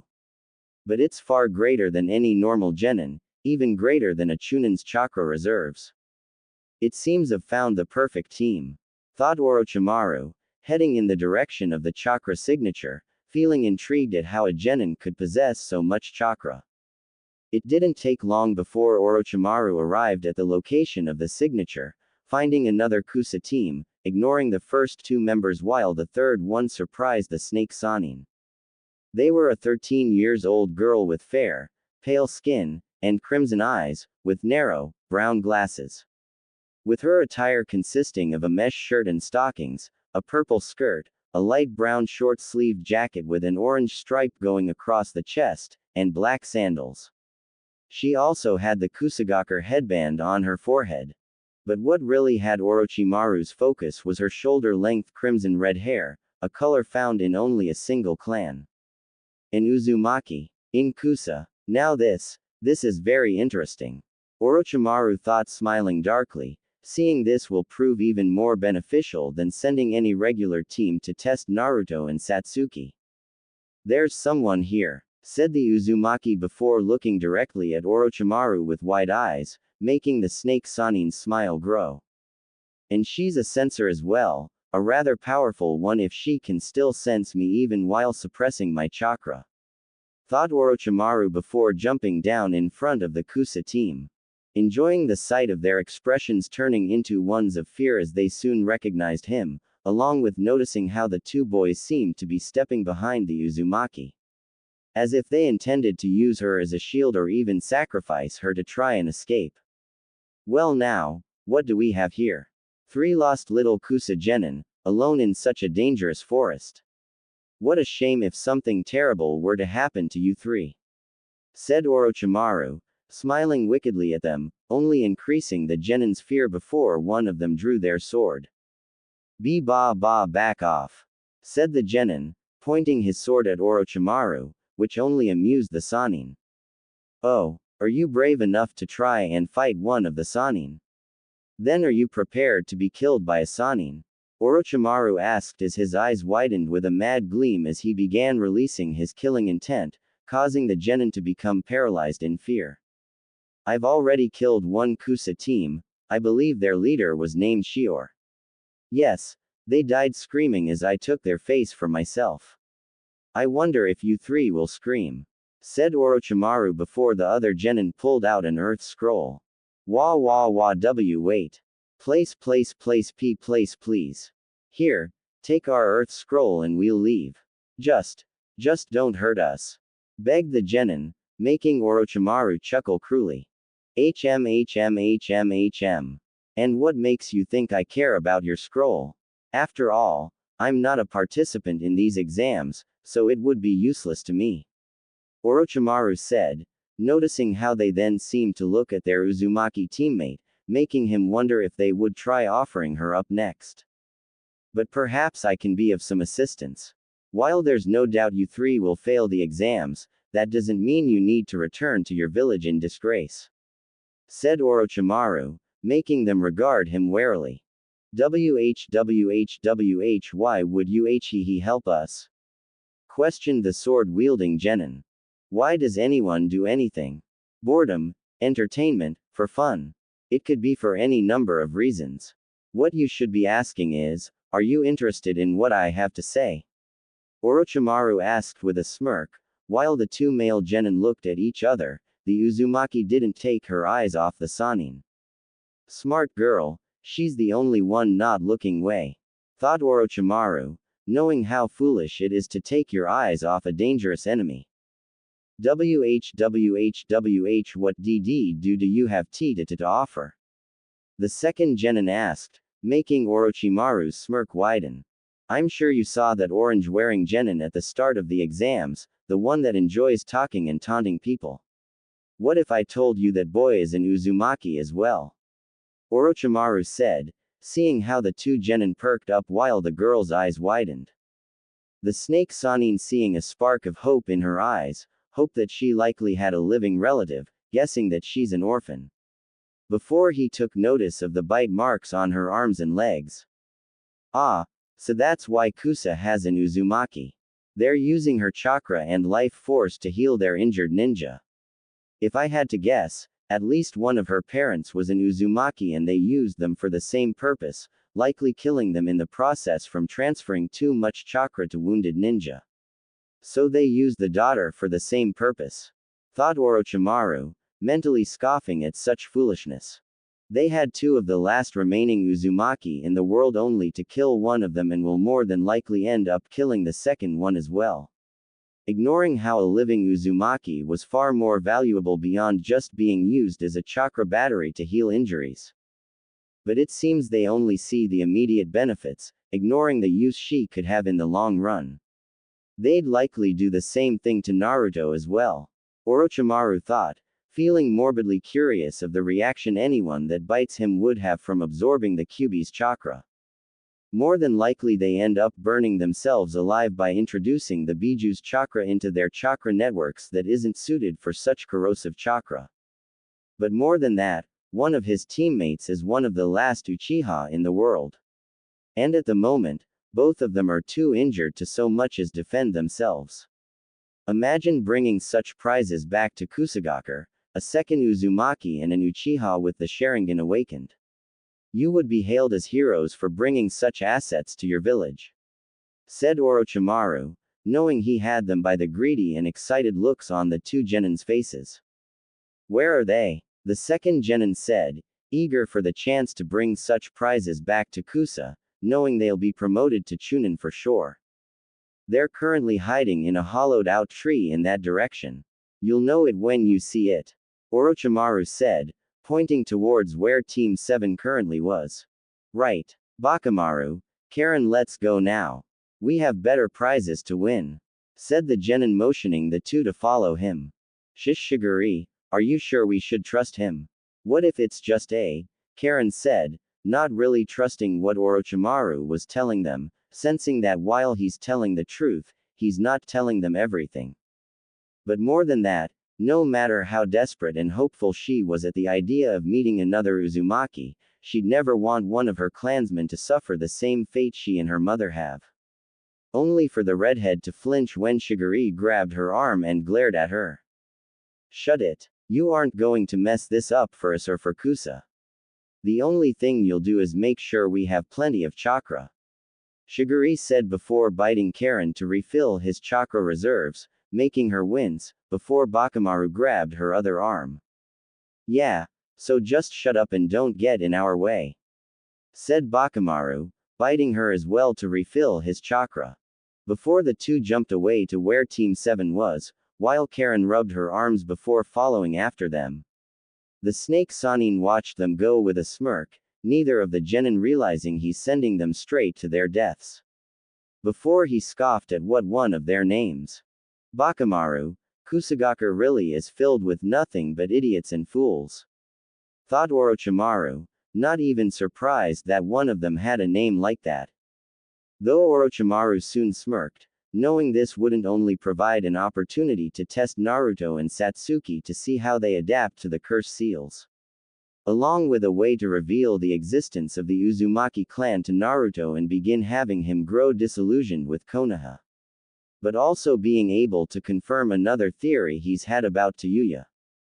Given with her own red hair, higher than average chakra reserves, stamina and endurance, as well as how out of all the sound force she was able to learn and master the Kekai ninjutsu he taught them the quickest.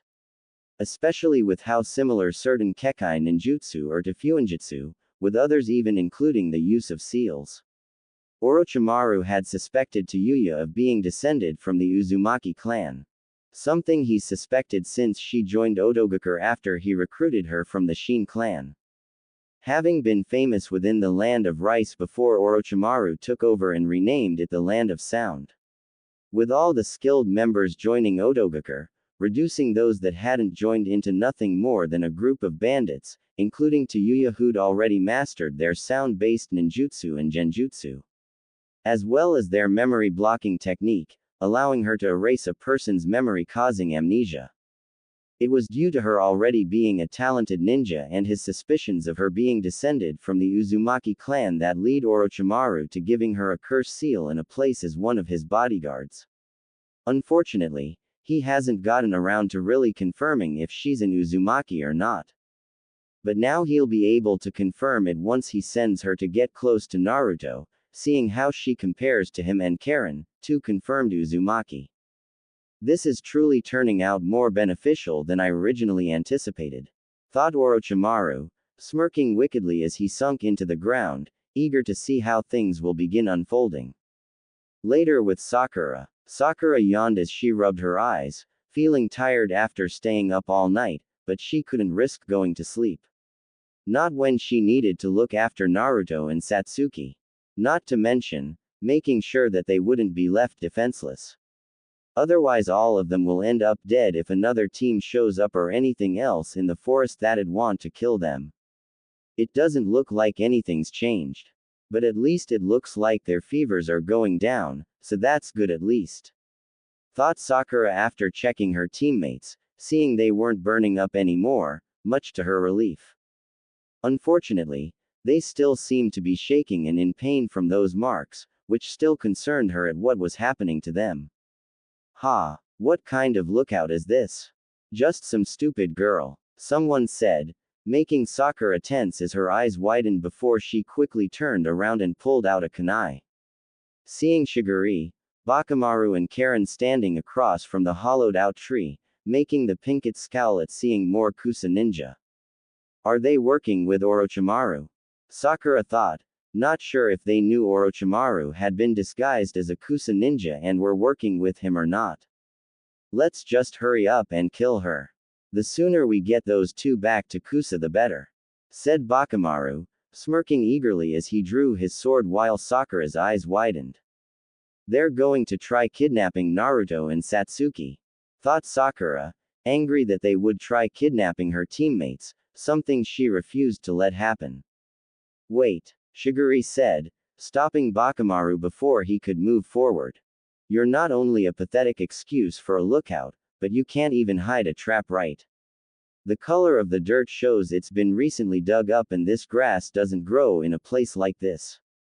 I'd say next time you set a trap, actually try hiding it. But there won't be a next time, Pinky, said Shigure before he and Bakamaru jumped into the air over Sakura's trap. HMPH, who said that was the real one? Sakura asked, smirking as she cut a wire, causing a giant log to swing down towards the two ninja, much to their shock. What? Another trap, said Bakamaru, not expecting a second trap above them. That still won't work, trash. Fire style. Running fire, said Shigure, going through hand signs before releasing a stream of fire that impacted the log, burning right through it, shocking the Pinkett at her trap being destroyed. Ha, like we'd fall for something that basic. Now time to die, you worthless excuse for a ninja, Bakamaru said, raising his sword to bring it down on Sakura, much to her fear that she was going to die. But before either of them could attack Sakura, they heard the sound of bells ringing before crying out when several Senbon suddenly impaled them. With both ninja then dropping to the ground and holding their ears, feeling their heads ringing from the bells.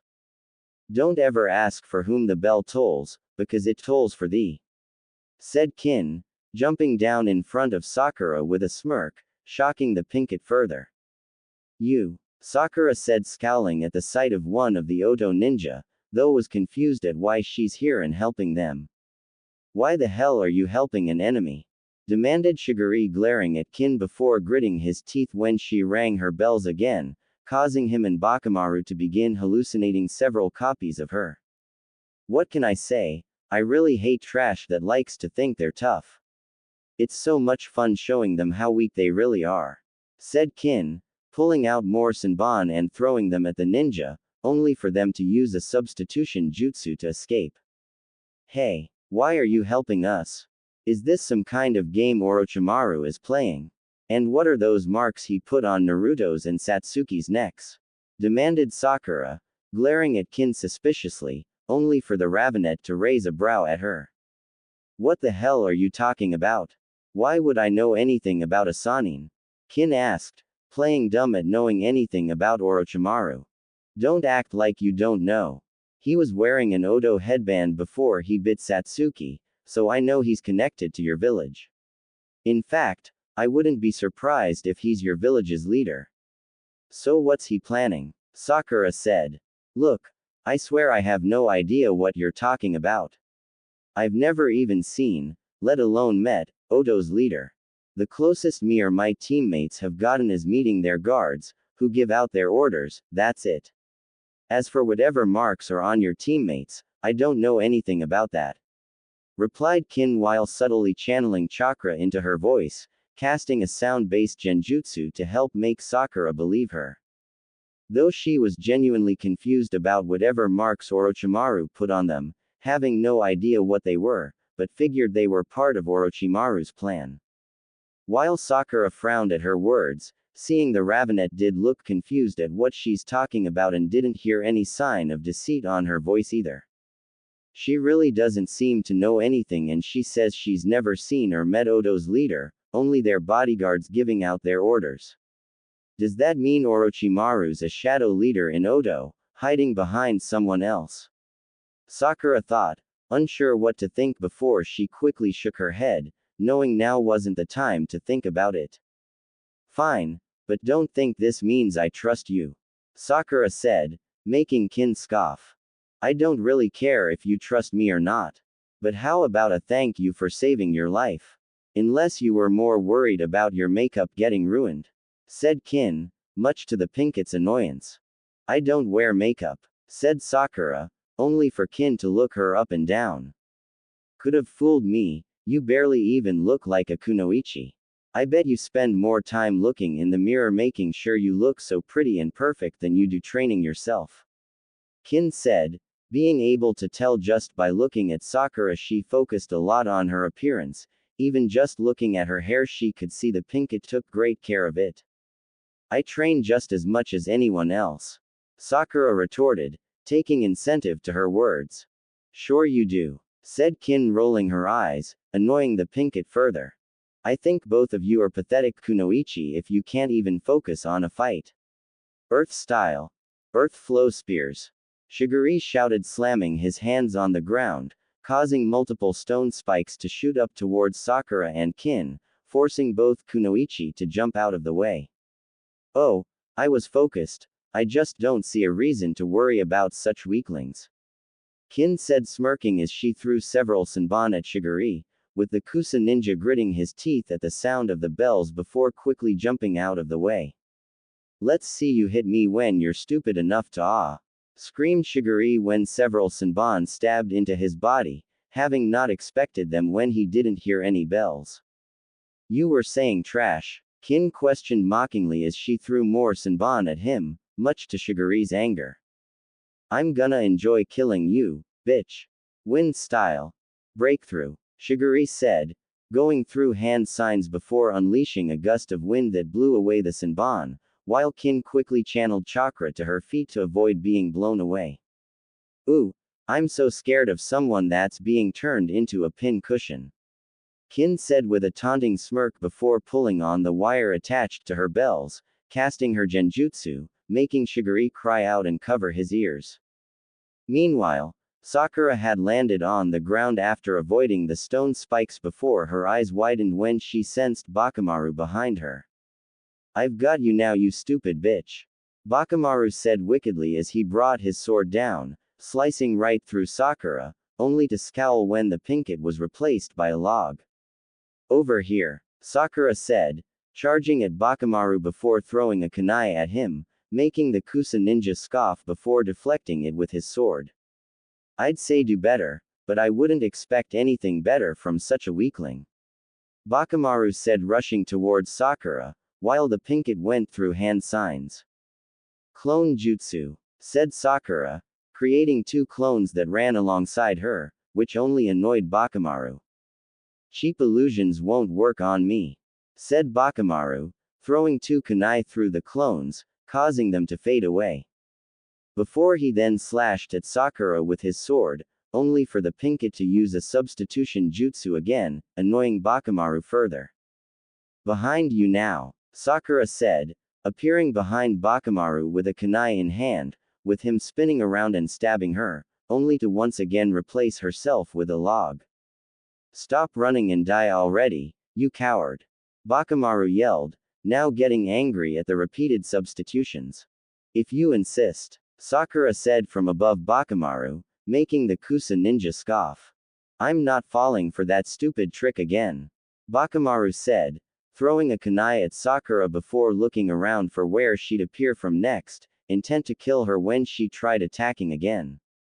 Only for Bakamaru to scream in pain when a kunai slashed him across his arm while Sakura landed on top of him. You wanted me to stop running. So here I am, Sakura said, punching Bakamaru in the face, making him cry out again at feeling his nose break.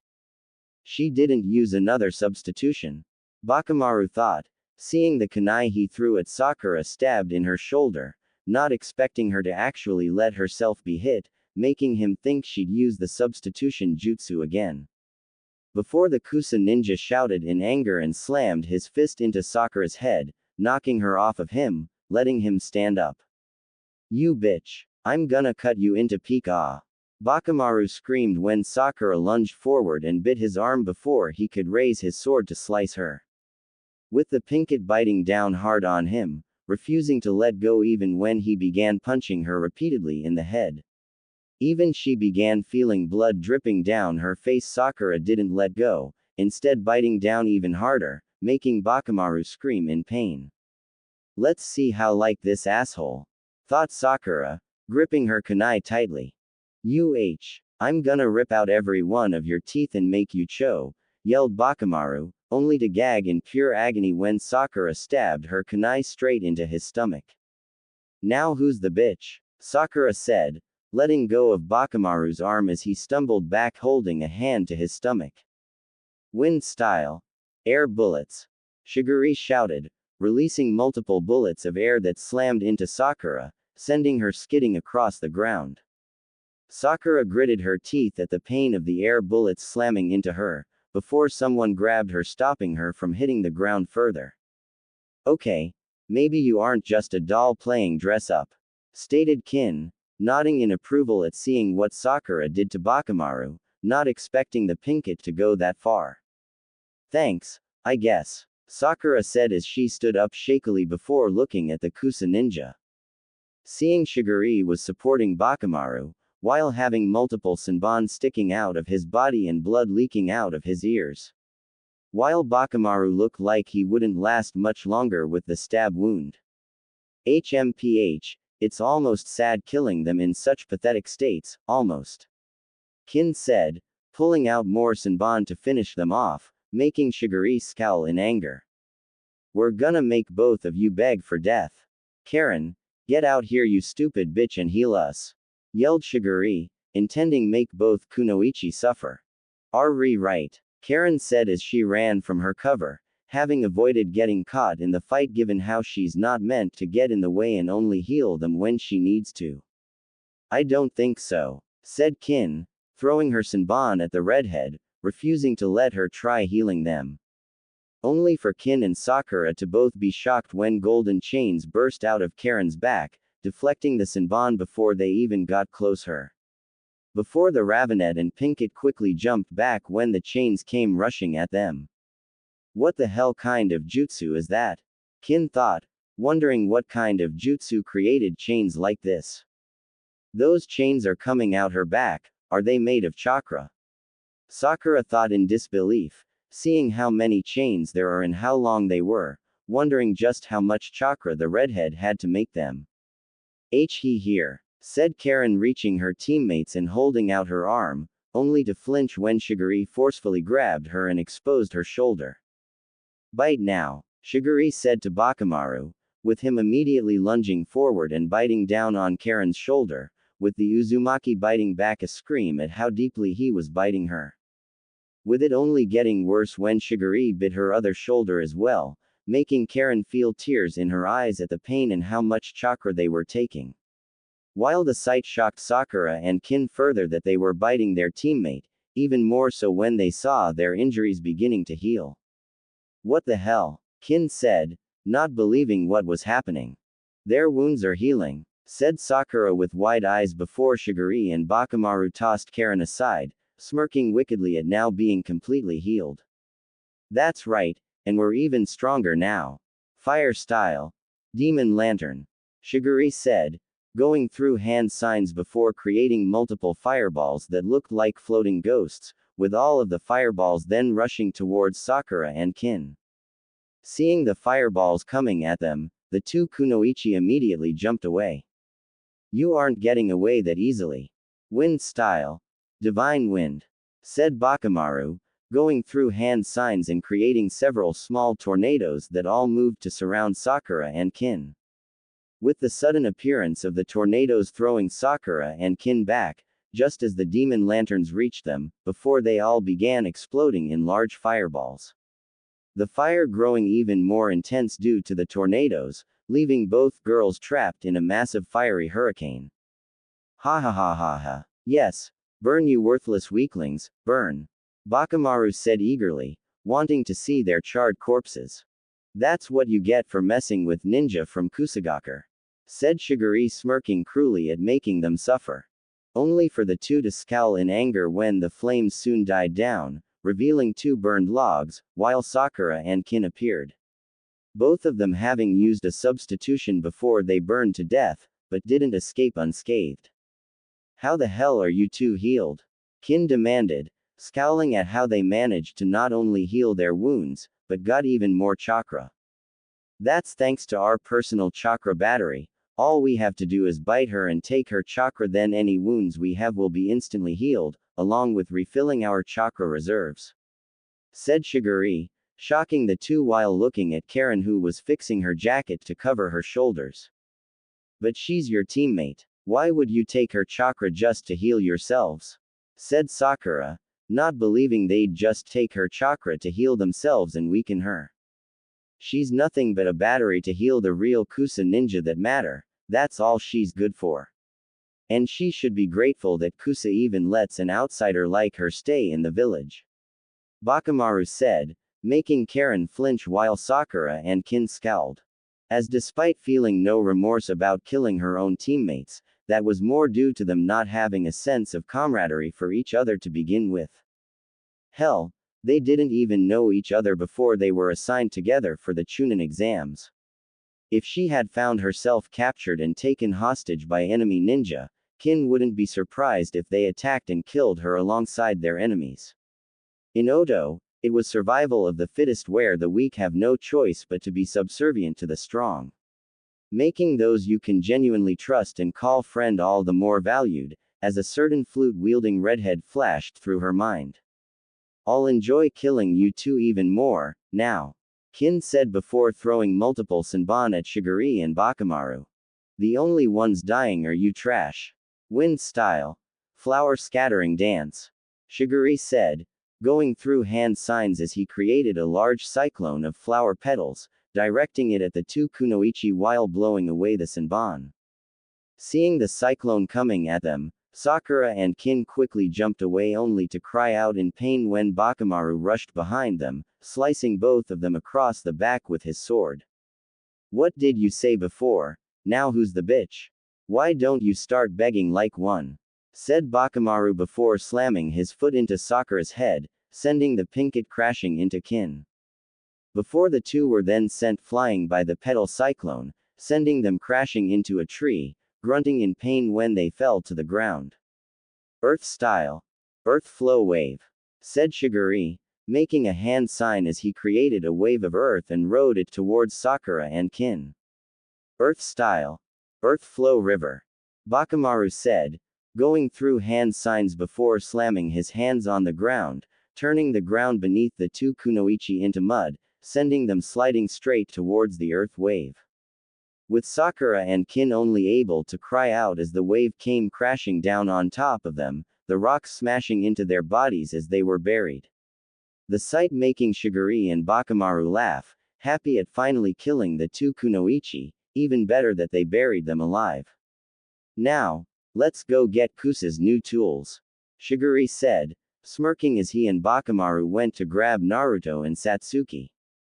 Hey! Shouted Sakura, making both ninja stop and scowl in anger to see they were both still alive, having used substitution to escape again.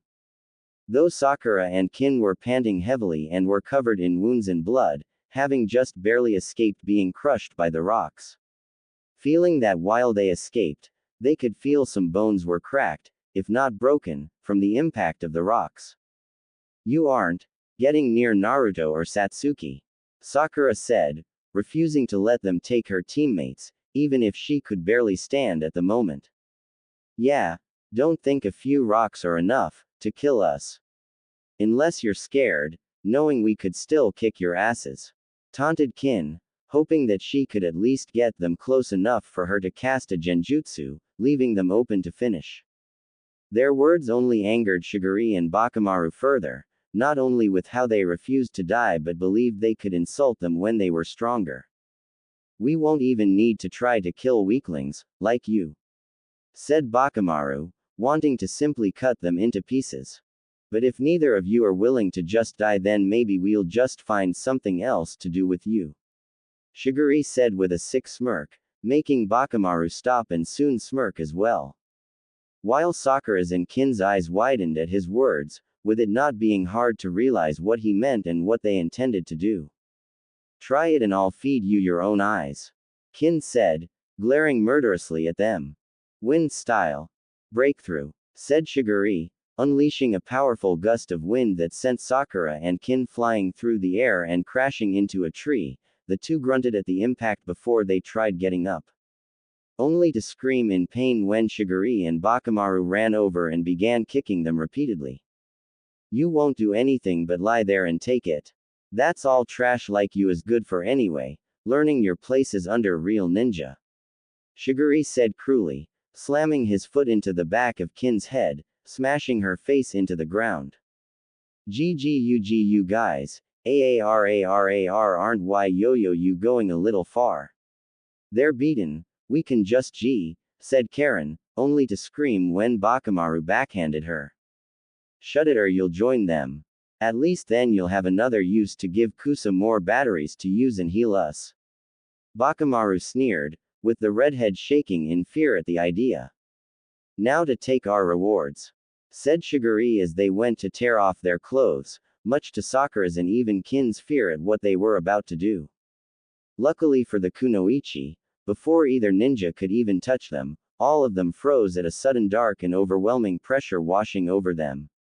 With Karen shaking even further at being able to sense the chakra filled with nothing but darkness. What kind of chakra is this? Karen thought, terrified at feeling chakra so dark. Before everyone looked for the source of the pressure only to see something happening to Naruto and Satsuki. With the Uchiha radiating dark purple chakra off her body, while the Uzumaki was surrounded by crimson red and pure black chakra. What's happening?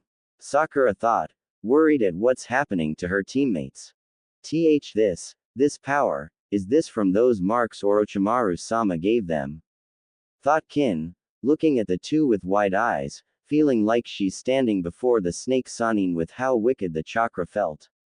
What is this? What's happening? Demanded Shigure while glaring at Sakura and Kin, wanting to know what's going on.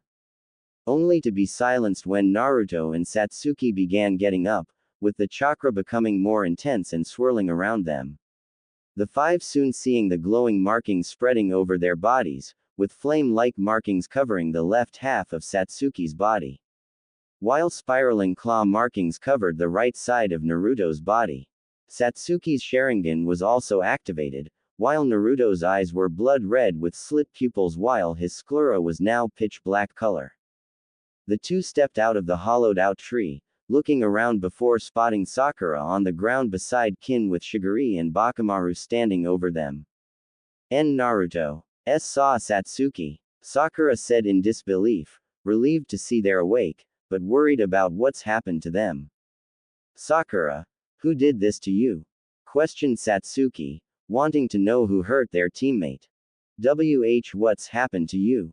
Said Sakura, with Naruto and Satsuki looking at themselves and markings now covering their bodies. Don't worry, we're alright. In fact, I've never felt better. Naruto replied with a dark, fanged smirk, having never felt stronger than he did right now. Yeah, I can feel power flowing through me, it's more than I could ever imagine. That man, he gave us this power, this gift. Satsuki said, finally understanding what she is with this power. She's an avenger, a path she needs power to walk, no matter what that power was, even if it meant being consumed by evil. Now Sakura, tell us, which one of these trash did this? Said Satsuki, feeling eager to test her new power on whoever hurt the Pinkett. That'd be us. Bakamaru said smirking cruelly, shaking off the earlier shock at their sudden awakening the feeling they were giving off.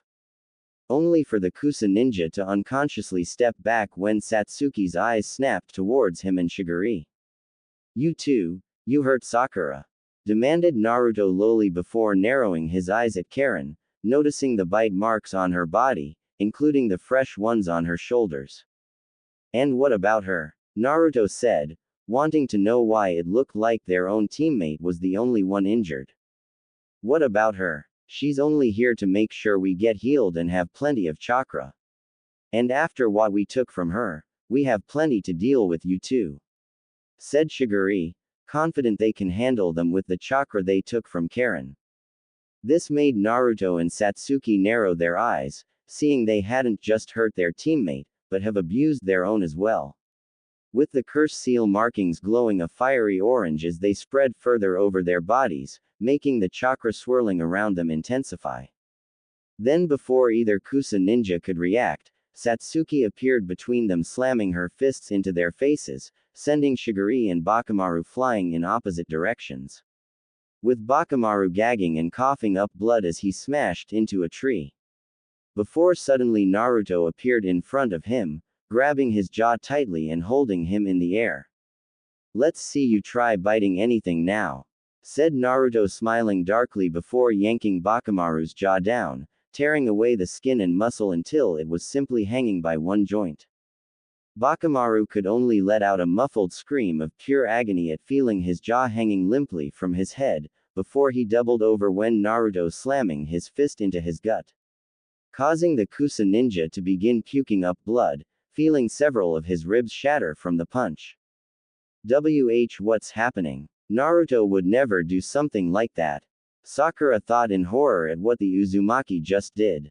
Her horror only growing when Naruto forced Bakamaru to stand up, before viciously smashing his foot into knees, snapping both of his legs in half, with the bones sticking out behind his legs. Before she then looked at Satsuki when she heard Shigure crying out in pain, only to see the Uchiha had forced Shigure down to his knees and was pulling his arms back behind him.